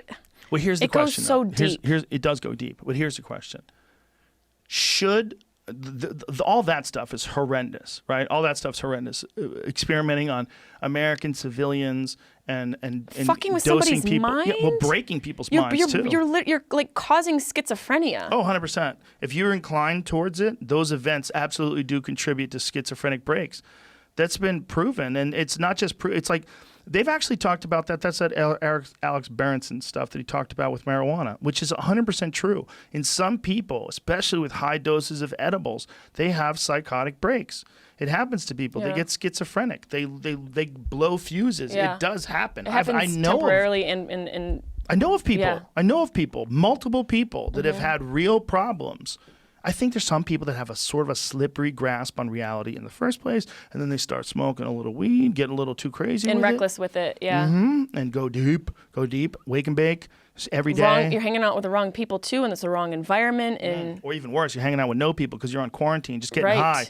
You don't have any community. Like that's why it's so important to have like good people in your life that can get you out of those zones, because it's all that is like a deep, dark mental zone. And if you don't have a lifeguard on hand, you're gonna drown in your own mental ocean. Dude. But that shit is horrendous. And then all those bad ideas are mental ocean sharks. And yeah, and I doubt they're replacing bad memories with good ones. I doubt they're like, hey, remember that time your uncle touched you at the reunion? Here's you winning an Olympic gold. I wonder what the memories were that they implanted in the people. Oh, to create Manson? I mean... Well, I know they definitely have taken prisoners and convinced the prisoner they committed a crime that they couldn't possibly have committed. People you know have what done this that sounds before like? through horrendous interrogation and torture. They've actually convinced people that they did something when they didn't do it. Well, that's how they persuade people to confess. Yeah. And they lead people. Yeah. You know what this reminds me of, what we're talking about? Westworld. Yes. It's exactly what it sounds like. Well, what we're recreating memories and yeah. I mean, we're going towards that way. in Westworld. We're going to be. If we're not yet, I mean, Elon thinks we're there right now. Elon Musk thinks we're in some sort of a simulation. He wants to know what's beyond the simulation. Wasn't there a percent? I mean, even Neil deGrasse says there's a percent Neil of a possibility. I like Neil how deGrasse. Neil Neil deGrasse. deGrasse. I love him. Neil I have such a crush on him. I'm a sapiosexual. Congratulations. Thank you. Thank you very much. I remember there was a lady who got elected to something. They're like, she's the first pansexual politician, openly pansexual politician. What's pansexual? Oh, you love everybody. You just a hoe. You're just out there. You're just out there. Rude. Just having a party. But fun. Yeah. Hey, listen, I'm not knocking being a hoe. That sounds like fun. Maybe I should. I'm That just should be kidding my that she's a hoe, but reincarnation. I think she basically is allowed to be attracted to everything. That's all joking aside. I think That must be exhausting. maybe it's not. Sounds kind of great. Maybe though. she can go back and forth from men to women, but she doesn't consider herself a lesbian. She's not just bisexual. She's just pansexual. she's just alive. What's She's living. What is that? What does pansexual mean? No, I think you're right. I think they love Let's everyone. Google it. Let's Google it. I want to know what the Urban It's Dictionary says because it's the only way you're going to get a definition. Oh, that's a true definition. Like, is pansexual a real thing? I mean, Let's is that guess. established by I'm gonna science? say you love all walks of identity. You like straight people, you like gay people, you like lesbians, you like post-surgery transsexuals. Not limited in sexual choice with regard to biological sex, gender, or gender identity. Exactly. Oh, well, that just means you can be sexual with a trans person, a straight Anybody. person, or a gay person. That sounds so basically a very She's a hippie. open person. She's a hippie. A lover. Yeah, she's out there doing acid and It's a banging lover. people. She's part of the Equal Manson clan. opportunity blowjobber. The Manson did. That's what they did. They were all there pansexual. I don't know if that's pansexual or more of a control. I don't know if they were all pansexual. I think you're born that way. I think it'd be, unless you had the CIA Why would you think that? replacing your memories. Why would you think people were born that way? Because Don't- Lady Gaga told me. That was for my sister Emily. She's such a Lady Gaga fan. I love my sister. She's got 2 kids, a husband. She has Lady Gaga as her screensaver on her phone. Why not? Why Fuck not? it. It's She's going to be great. that or a cat. Or Kenny Chesney. Her dog's name is Chesney. That's hilarious. Kenny Chesney. That's hilarious. Yeah, I mean, it must be great just to love everybody. Yeah, why not? I'm Look, pansexual listen, in I my joke approach around, to life. I joke around about it and I'll mock it, but I'm going to mock everything. There's things are out there, they're going to get mocked, but it doesn't mean it's not great. We should be able to mock everything. Yes or no? 100%. And- because the people don't want to be mocked. Anything that you can't make fun of is bullshit. It's bullshit. And Bullshit. it doesn't want to be made fun of because it's afraid of its truth being revealed. Yes. Okay? That creepy dude who says he can pray away the COVID. Oh, yeah. That guy. He blows on it. COVID. I blow you away. I renege you from my life. I you ever see- rebuke you. When the lady confronts him, the lady reporter confronts him and asks him if he thinks that poor people are demons. He goes, I did not say that. His eyes? They got crazy. She asked him if poor people were demons, and he Yeah. looked the most demonic I've ever seen a human look. The most. I did not say that. And knowing there's a camera there. Look at him. Look at him. He looks like that thing from Saw. He looks like you would have to fight him to the death if you saw him in your house. Fuck that guy. That guy's the devil. That's the irony of people like this. He uses people's need and want to belong and be understood for his own gain. Look at that suit. You think it's a fucking polyester suit? Do you know how on edge you'd be if that guy was like that in your living room? And he was screaming and yelling and pointing at you in your living room. You'd be like, oh my God, we're fighting to the death. Can you imagine? That's what you would think. You're dating his daughter and you're going to meet him, and you walk in the house, right? Well, that's. His back I feel like is I to would you. just leave the house. But wait. I like it when he's in my house because I don't have to kill him. But you- See, go to the upper left when he's pointing at her. That one right there. Look at that. Oh. Don't you say that. I Look at didn't his say that. pupils. Look how He angry. looks like if Disney, instead of making like the presidents, like those puppets at Epcot Center, they made a demon. Look at those white knuckles. Look how tight he's squeezing his fist. His hand looks like a old degraded version of an AI. They just are like, well, fuck it, we're not going to fix it. Let's just put this hand on him and just send him back out into the world. No, the hand is a real age. That's where Everything else yeah. has been doctored up. You're right. They doctored up his mug. He That forgot to hand's get 150 years old. There's no hand jobs other than the regular kind. He needs to go to his dermatologist and get a peel on that to show his. That's the demon coming out. That's how old the demon is. Look, it's all hairy and shit. But what would you do seriously if you walked in and his back was to you and he just turned around and he's like shaking a martini and he looked at you? You'd In run my away. house? Yeah. It depends on whose house. If it's in his house, His I house, leave. you I leave. leave. I get the fuck out of there. Do you think I he? get out quick. Do you think he makes Pardon love? me, sir. Does he make love or hate fuck his wife? He probably gets fucked only by dudes, and they probably come in buses. They probably come on out with like executioner masks on. Fuck that guy. They just run trains on him. What's his Look name? at that face. Kenneth Copeland, the Reverend. Kenneth Copeland. I mean, it sounds like a Have you seen the video of him yelling at the lady? composer. I want you to Yes. say, yeah, Play I've seen it. Play it. I Yeah, haven't seen it in a hot minute. So we'll get pulled off of YouTube if we actually play it, and people other Oh, we than us will? can hear it. Yeah, because it's their content. But Oh my God, that's Look at when he's this. rebuking COVID. Who's the other dude? That's his guy who's giving him it in the bunghole on Good Sunday mornings, Lord. I giving don't him the think so. Lord. I'm picturing large Samoan characters. What, like Jason Mercenary. Momoa, but like worse? Way bigger. Yeah, but big, thick He's- guys that are just savages, just ready to lay pipe on Oh, that so dude. he's a bot. You're calling him a bottom. Okay. 100%. If I had to guess, not that there's anything wrong with that choice. Not at all. I respect that choice. Yeah, absolutely. Live your life. Do you, girl. I just think that anybody who's doing that, look, I don't necessarily think it should be illegal to rip people off and demand money for a jet from poor people. I don't think it should be illegal. But if But you be think, honest. Yeah, but if you think that you can't be mocked for doing that, someone can't ask you a question because you did say that you didn't want to be on a plane with all those demons. You know, like that's why he has a private plane because the regular people are demons. Yeah, of and So course. this lady's like, "Did you really say that?" And he's like, "I did not say that." Like, come on, man. Like you actually said it. It's like the same thing with Joel Osteen. You know, they've He's got that way same less gloss. crazy though. Way less crazy. But they have a similar like gloss about them. But Joel Osteen is happy that guy's out there. Is he? Fuck yes. Same fucking face. No. It should be. He's because they're like Joel Osteen is not like him. Joel Osteen's legit. That guy, Who he's the fuck crazy. says Joel He thinks poor people are legit? demons. Well, if you have, You don't that's- think Joel if you're- thinks the if you're same? No, I think if you're gauging them. If there's a graph of like worst ever preacher to best ever preacher, somewhere along the line, there's got to be a really good person that's a preacher that really is following the word of Christ and is doing it the right way. And is, if they do get money, they are giving it away to charity. There's got to be. So you think Joel's on the better end of that? He's closer to that side Than that guy. he is to the fucking. There's Joel. There There's you go. fucking Joel's up there with Kanye. Kanye. Okay, already Jesus done. is king. So I'm shut the fuck up. I'm Why don't you just sorry. read? No. Jesus is king. Bro, he sells tickets where you can only look at his ass. They probably cost $1,000. Look, there's tickets behind him. Look how many people are there. Oh, God sells. Sex and Bro. God sells. Like if comedy's done, I'm going to God. And look at the people that sit behind their ass.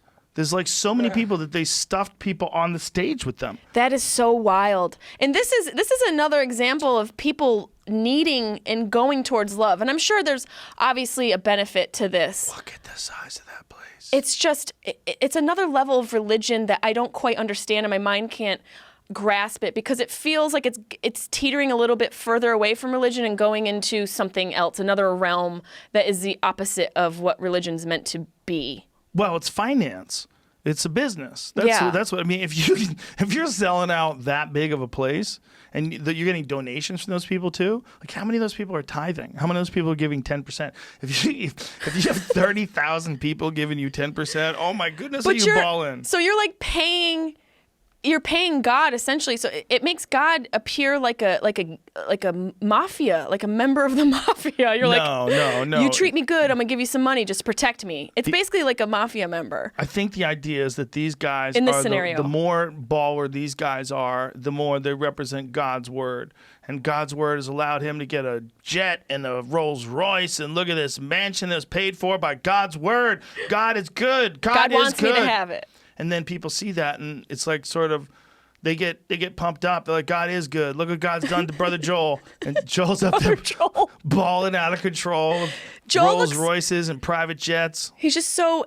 I don't know why his face is so taut. Is Jesus hanging onto his ears and riding Joel like Seabiscuit and directing him? Because his face is very intense. He's just on point and focused, and that's how you sell a fucking arena, woman. He's Jesus running Christ. towards God. Girls are always worrying about what the guy looks like. The guy's selling out arenas with Jesus' word. He's reading a book that was written 2,000 years ago. He didn't even write it. He's reading it out there, giving these sermons, and he's bawling. Look how happy he is. He's like, I'm not even going to get my teeth bleached. Fuck it. He's laughing. 50,000 people a week, it says he has.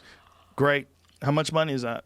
How That's much a money does he lot. make? That's a lot of money. Plus millions I mean, on the internet. He's like Yeah. the Chappelle of Even bigger sermons. He dwarfs us all. He dwarfs Wow. Kevin Hart. He dwarfs everybody. Well, in hopefully terms he's of like spreading love. attendance. Hopefully Yes. people are getting There what you they need from that. There you go. But he looks fucking crazy. What is his sermons like? Have you ever listened to them? Oh no! But I mean, he's filling up the 16,000 seat arena about 3 times the 50,000 people a week are getting in there. So that's Good Lord. quite a few. Well, after the UFC was at T-Mobile, I think the UFC seats 22,000 at T-Mobile, somewhere around that range, and he was there. He was there like after us. He does 22,000 people in Vegas. That's a strange shift of energy. Oh my God, yeah. Like, One of you know, them's- from a UFC to GOD. That's a strange shift. Have you ever had a show where it felt religious? a show. Yeah, for you where it was like, it was so good and you were so tuned in that you got off stage and was like, man, that felt like, I feel like God right now. No, I've had shows that feel surreal, but life feels surreal. Like, yeah, my life feels very surreal, but no, never like they felt religious. It's because you're humble. Well, I'm You as don't have humble as I God can complex. be to do and still do what I do.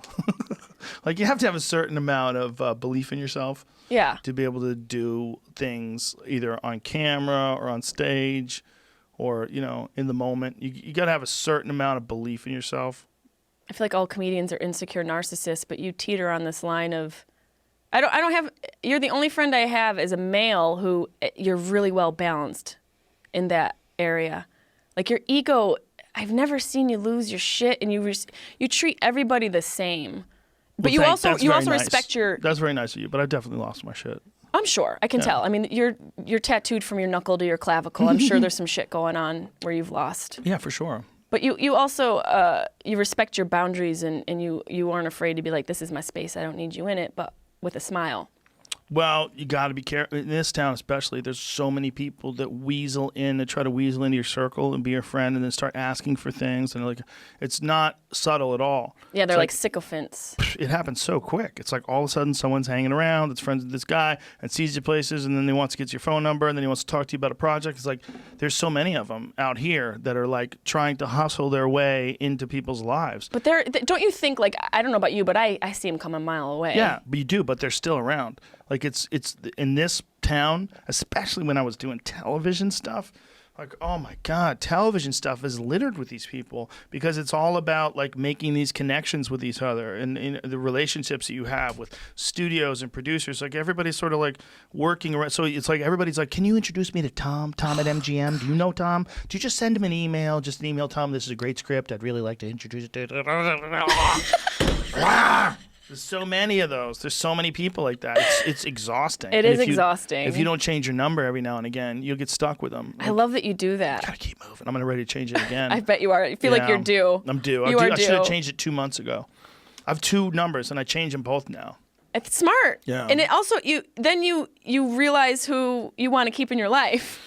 Or Yeah. who you at least want to communicate with and send your energy to. I can't imagine being like Tom Cruise. I can't imagine. Like someone who's that sounds like you can. Impossible to imagine how you manage all that. I That's mean- why the guy's jumping off buildings. He's hoping he falls. You know what He's like, helps I him can't do this manage it? anymore.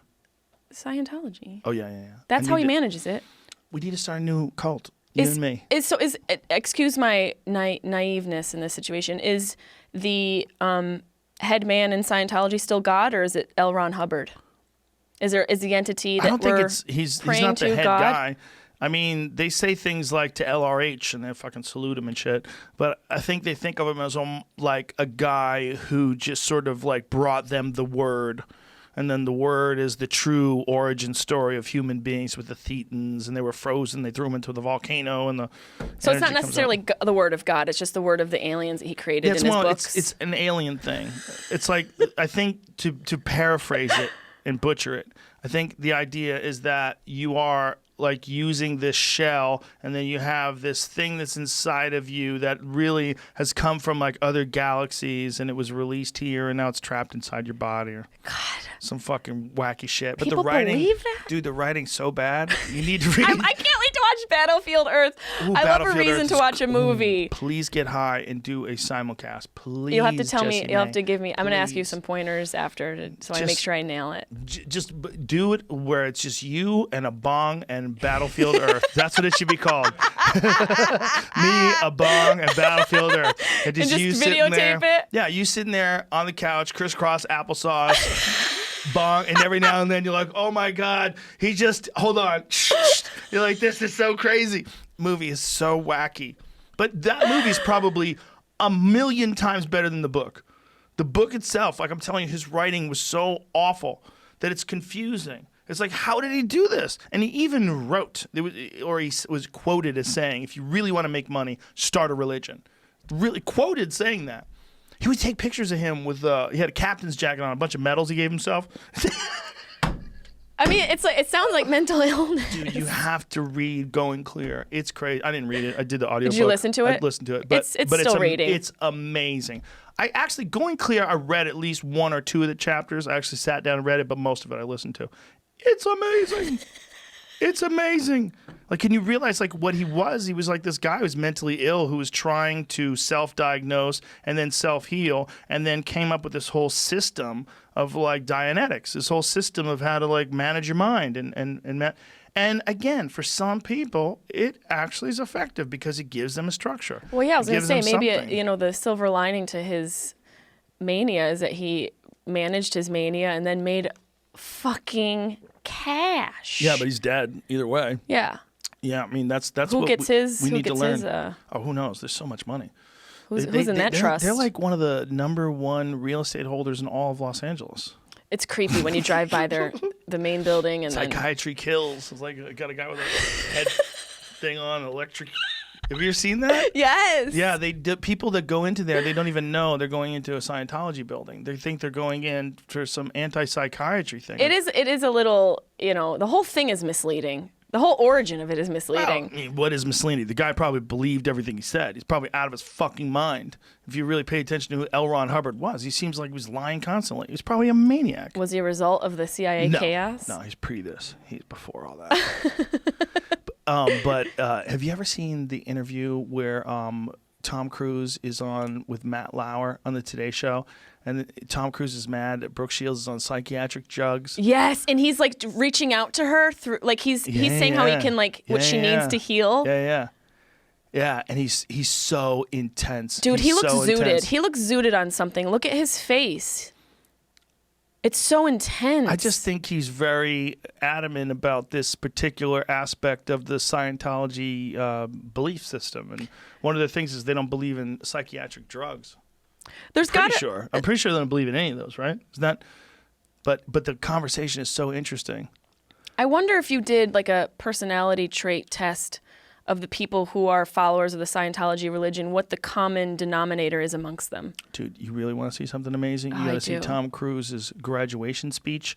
What was that one where he stood on the podium and they gave him like the most amazing man of all time medal? They gave him a medal, like a gold medal. It's the size of a fucking hubcap and it's hanging around his neck like Flava Flav. And he stands, look at this. And somebody leaked this. It is fucking amazing. So the head guy of Scientology, that guy gets in front of him. They salute each other because they're in the fucking army.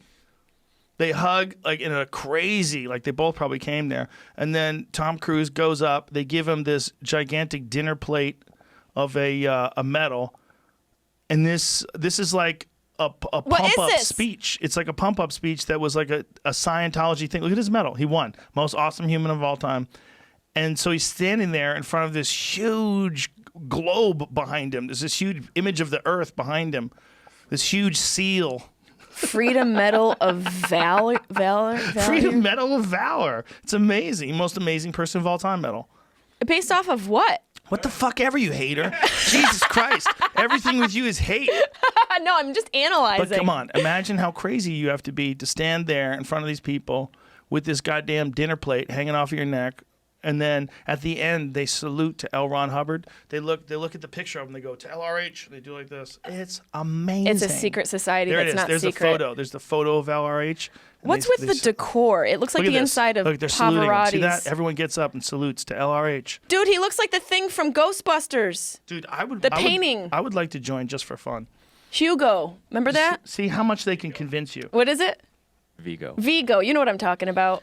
How much could they convince you if you had to live like a Scientologist? Like if you just said, like, look, I am going to do a thought experiment, and I'm going to study all their work, and I'm going to be non-critical about all of this, and I'm going to live my life, and I'm going to do it for 3 years. You think people have tried to do that probably just like for fun on their own because they're so bored and just thought like, well, what happened if they did, and like, Yeah. what happens if they get caught? Yeah, but you would have to Or- be or if there they were in the desperate. Yeah, you'd have to be in the system. What if they just that was like their last hope, and they just were hoping it would help whatever issue they had? I'm sure that's happened both ways. How many people have looked at the success of Scientology, though, and going, I need to do something like this, but they never did?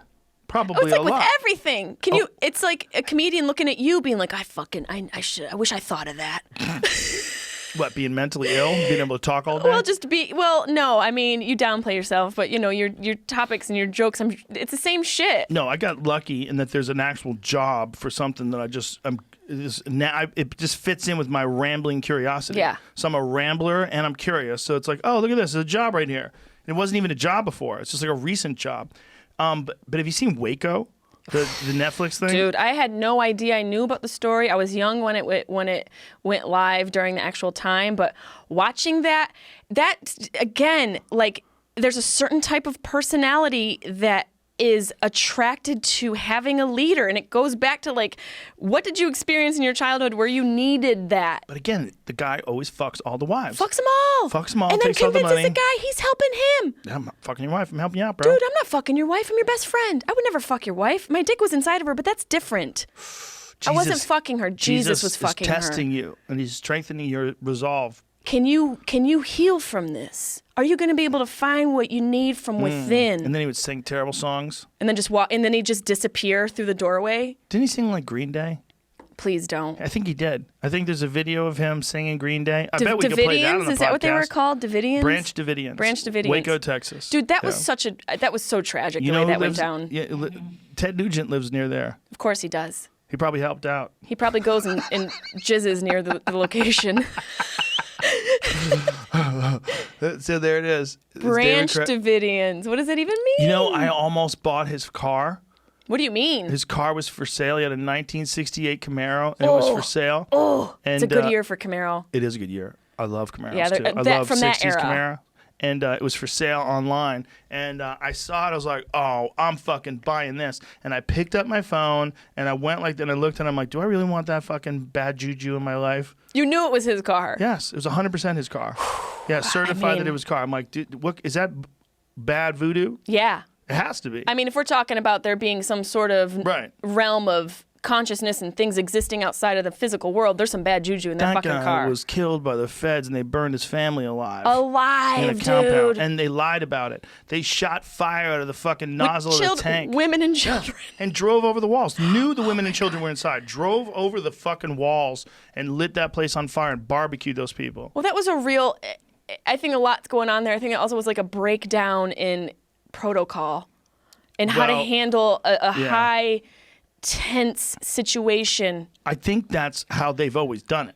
I just think this time it got caught on tape. Yeah. That's what I think. I think if there's ever been some sort of Probably situation where people are armed up, look at Ruby Ridge. There's a bunch of situations in history where they decided to put their fucking boots on the back of someone's neck because they wanted to let that person know they're not going to resist. And that's one of the things that people do when they're in a position of power.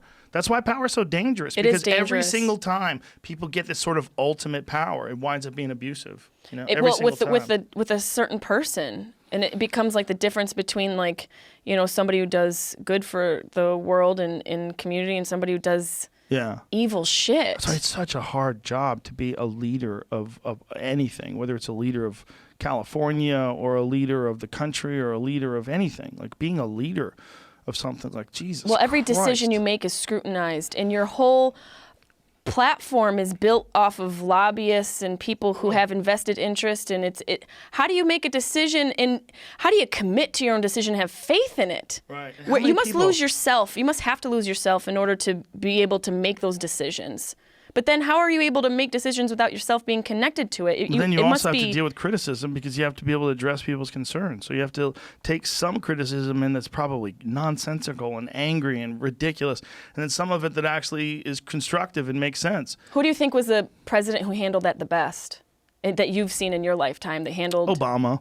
I think he's the best speaker of all the presidents because there's something about Clinton. I didn't like his little fake smile. Yeah, he was smirky. You just knew he blew a load on the dress. But he still was an amazing speaker. He was still an amazing speaker. He was charismatic. Yeah, and sometimes he would knock it out of the park. But it's just like you know too much about him afterwards to judge him in the most objective way. Isn't it crazy? Like if I just looked at his ability to speak versus Obama's ability to speak, they're both pretty amazing. They were definitely both amazing. I think Obama had a calming factor. Mm-hmm. I feel like when other presidents have spoke from my, I don't really know a lot about politics or claim to be an expert, but like when Donald speaks or other presidents before Obama, it caused like an anxiety. There was like a tense behavior around it. Like the way they spoke was very, stress inducing, but Obama was kind of velvety. Yeah. He had a way of delivering things, and you felt like he was a guy you could actually hang out with. Like I remember seeing him on Bourdain's show. They were in Vietnam, eating and drinking beer, and I'm watching this. I'm like, that little motherfucker can just hang out. Yeah, like he could walk into any room and make it his room. But he can hang out in a way like that. I don't think Trump can hang out. Like Trump's got to be the center of attention. It's got to be a big deal that Trump's there. It's got to be, you know what I'm saying? Like Trump would have to be. He's not going to hang out with you in some weird fucking restaurant in Vietnam after he's out. He's not going to talk do that. about like the flavor notes of the sauce on the pork. He's not going to be able to. Ethnic foods and different cultures that cook in a different way. It seemed like when Obama spoke, he was able. He felt like he was in the moment and present. Yeah. Like he was aware of what he had to deliver, but was also aware of the way he was delivering it. Mm-hmm. Trump seems like he's always someplace else. Yeah, and Obama's, there was a lot of bad policies that were passed during the Obama administration, particularly when it comes to whistleblowers. They were one of the worst on whistleblowers ever. And there's also some real erosions of freedom of speech and of surveillance. Real erosions of that. A lot of drone attacks. Jesus Christ. There was a lot of drone and a lot of fucking innocent people died during those drone attacks. So it's like there's no president that gets out and just nails it. No, there's no immaculate presidency. It's a dirty job. It's a dirty job, and I don't know if it ever wasn't a dirty job. I mean, look at the nature of what it is. You're ruling over people and a lot of different types of people and so many different laws and states. It's a lot to keep under control, and then you have to worry about the types of people who are, on the lower levels of politics and how they're making decisions. You got to worry about the type of people that want to be president too. Like, who the fuck wants that job? Who in their right mind? Why? There's Obama other shit went you in could do. a babe, and he's still a babe, but settle down. He is getting a little juicy. No, not juicy. Squirty, a little squirty, a little squirt for Obama. That's my new bumper sticker. No, he clearly it showed took a on hit. him. You know why? Because I think he read the briefings, and I think he cared, and I think he probably worked some fucking ungodly amount of hours, and I think it probably freaked him out once he got in there and realized how dangerous the world really is. If you people have wondered why did he not do what he said he was going to do during his campaign, and why did he change a lot of that once he got into office?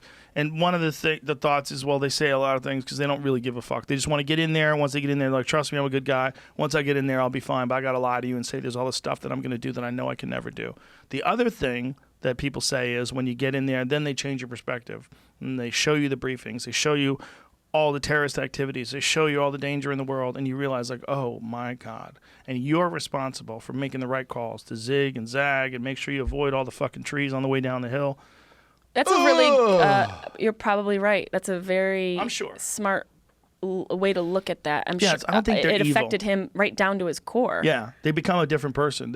He's almost like you hope they do. If they're human, they become a different person. Yeah, but I mean, you're not who you said you were going to be when you were running for president, and I bet a big factor is the access to information, and then the talking to the top intelligence agencies, and then the talking all the people that are lifetime in White House, in in Washington, and they can let you know how everything really works. And probably like, fuck. And then all you're really doing, because if you look at the span of a lifetime and then a span of a president being in office, if he gets reelected, there's so many things for you to address that.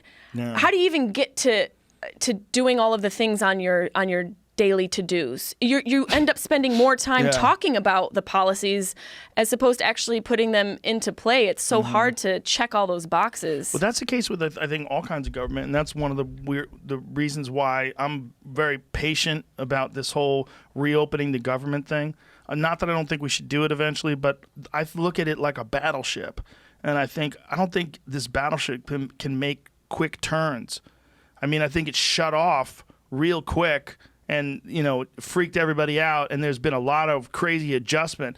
But I think the battleship is still turning really slowly. And to get it to a point where you're going to maneuver it into the harbor because you're back to work again, like, woo, like, how's that going to look? Is that just going to be wide open, back to work again? Right. And what do we do if the virus flares up again? Are we going to be able to accept the fact that the data shows that it's not as dangerous, or are we going to look at it and say, yeah, it's not as dangerous, but is it not as dangerous because we quarantined everybody? Right. We Which is probably that curve. the truth. Yeah, which would probably be the truth. It's probably not as bad as they thought it could be or would be, or were worried that it would be, but maybe it still needs to be something that we need to stay away from. I don't know. Well, I think if it doesn't turn out to be as bad as everyone thought, then we're learning that something worse is going to come, and we need to. We're learning if something worse comes. Yeah. Yes, if and when something worse comes, that we need to improve our equipment supplies and our our standard mode of protocol and how we're reacting to these things on this like in a system level. But now we know. You know what makes me happy, honestly, legitimately makes me happy, is that most people complied. Most people shut down their businesses. Most people stayed the fuck home. It's not like people were rebelling For a while. But they still have done it for over a month, which is a crazy thing. Yeah. To tell people to not go anywhere and not go to work for a month and most people comply, that's pretty fucking amazing. This is the first thing I've done in quarantine that was outside of just walking my dogs and maybe going to the grocery store with my man once in a while. When you guys shop, do you stock up? Kind of, but it's hard to stock up when you eat. Like, I eat perishables, so it's hard to stock up on perishables, but for the most part. You got to eat bullshit food that's preserved. And that stuff affects my mood. Rice and beans. Gross. Mac and cheese. Keep it in big old dumpsters.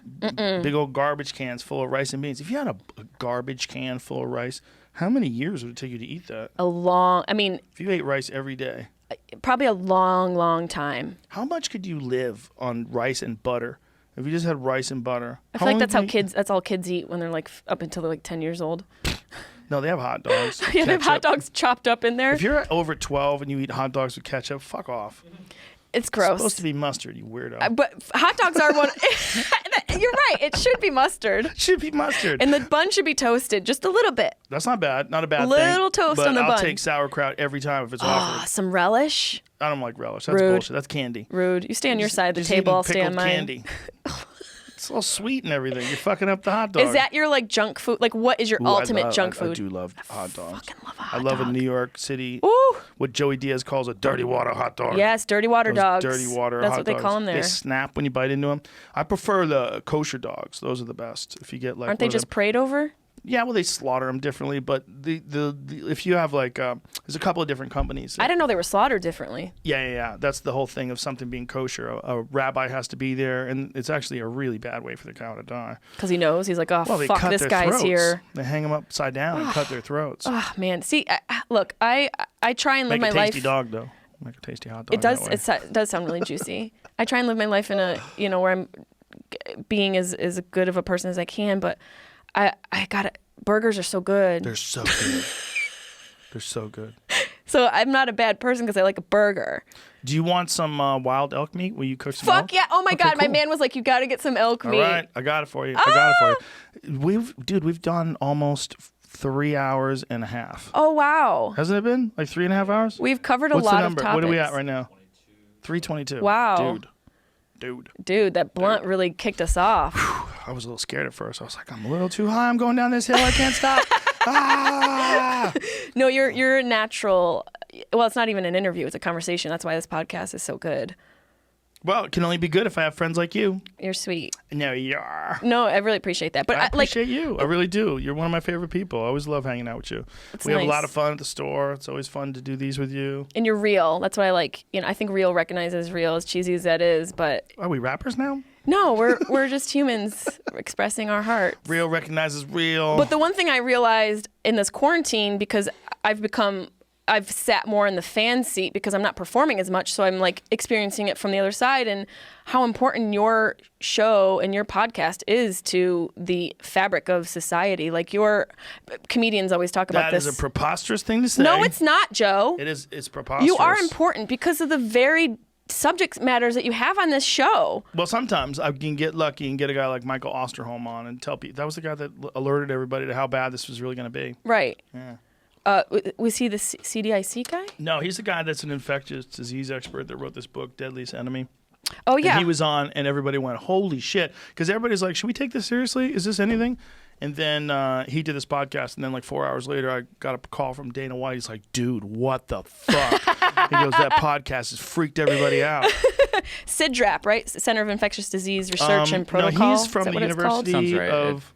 Minnesota, Yes. But a couple other things. I heard also, of him. I think. Oh, you're Yeah. right. You're right. CIDRAP. That's exactly what... You look at you, smarty pants. Well, It's right there. I'm like you. I It's on his like little information. note that he wrote for me. No, but maybe it scares you to hear that or not. You're just fucking around. But like, there's a gap in availability with information and like fake news and all that shit. Your show is important because you have an unbiased approach to who you have on, and it's just a wide spectrum of information, and it's a great place for people to have an area where they can come and learn from things they may not really agree with. Well, here's where I'm really lucky. Where I'm really lucky is that there's something that I'm doing that reaches this insane number of people, but also has no one telling me how to do it. Fuck yeah. So there's no one telling me that I can't get this guy on or don't get this author on. Nobody gives a fuck about this book. We got Rob Lowe's coming in, or whoever. They'll decide who your guests There's no are. network dude Yes. saying no to Alex Jones. Yes, Because exactly. what it would do to your fans and your ratings. Yes, exactly. And also fighters. Like, what are you going to talk to them about? Like, Who are the fighters? I mean, what about these authors believe you've me, I had have on? friends who are doing their podcasts with a professional production group, and they're having these kind of conversations. Fuck that. And they're saying, they go, dude, I feel like I'm working on a TV show. This is crazy. Like, I'm like, just let me do the thing. And if this episode's not so good, I'll do better. And then the next time will be better. But let me have on the people that I can, A, get, people that are willing to do it. And then B, I'm actually interested in. That's what's going to create the good content. I That's need to the be only interested in way. this shit. That's the only way I'm going to be interested in what you're talking about is if you're actually interested in it. If you're talking about some shit, I mean, you could be talking about playing the piano. I don't know jack shit about playing the piano. But if you're really into it and I hear people talk about it, I get fascinated. When I was listening to this conversation about Go, about playing that game Go and how complex that game is, and about this is one of the reasons why that Deep Blue computer beating Go, beating like a really top-level world champion Go player is so extraordinary, because this is an incredibly creative game that's really complicated. And I don't know shit about Go, but I was riveted. Well, I was just riveted in you explaining it. My mouth was open. I was like, whoa. I think passion definitely is an alluring. Yes. It's for all a of us. defining factor for creativity, and that's where, we got to just take control of what we want to do and just put it out there and fuck censorship and fuck what people think. If you're passionate about it, then that's all that matters. Jessimae, tell everybody about your show. Oh, it's called Sharp Tongue Podcast. And I talk about a lot of shit. It's things I like to listen to and like to talk about, subjects that matter to me. Will you consider my offer to do that simulcast while a bong? Please do, for your fans. Yes. With a bong, you, Battlefield Earth, and a couch. Absolutely, I will, as long as you get me that elk meat. Jessimae! I rebuke you! Thank you, my friend. I love you. Always good. I love you too. Always good to see you. Bye, everybody. Yeah, that was fun. That was really fun. That was awesome.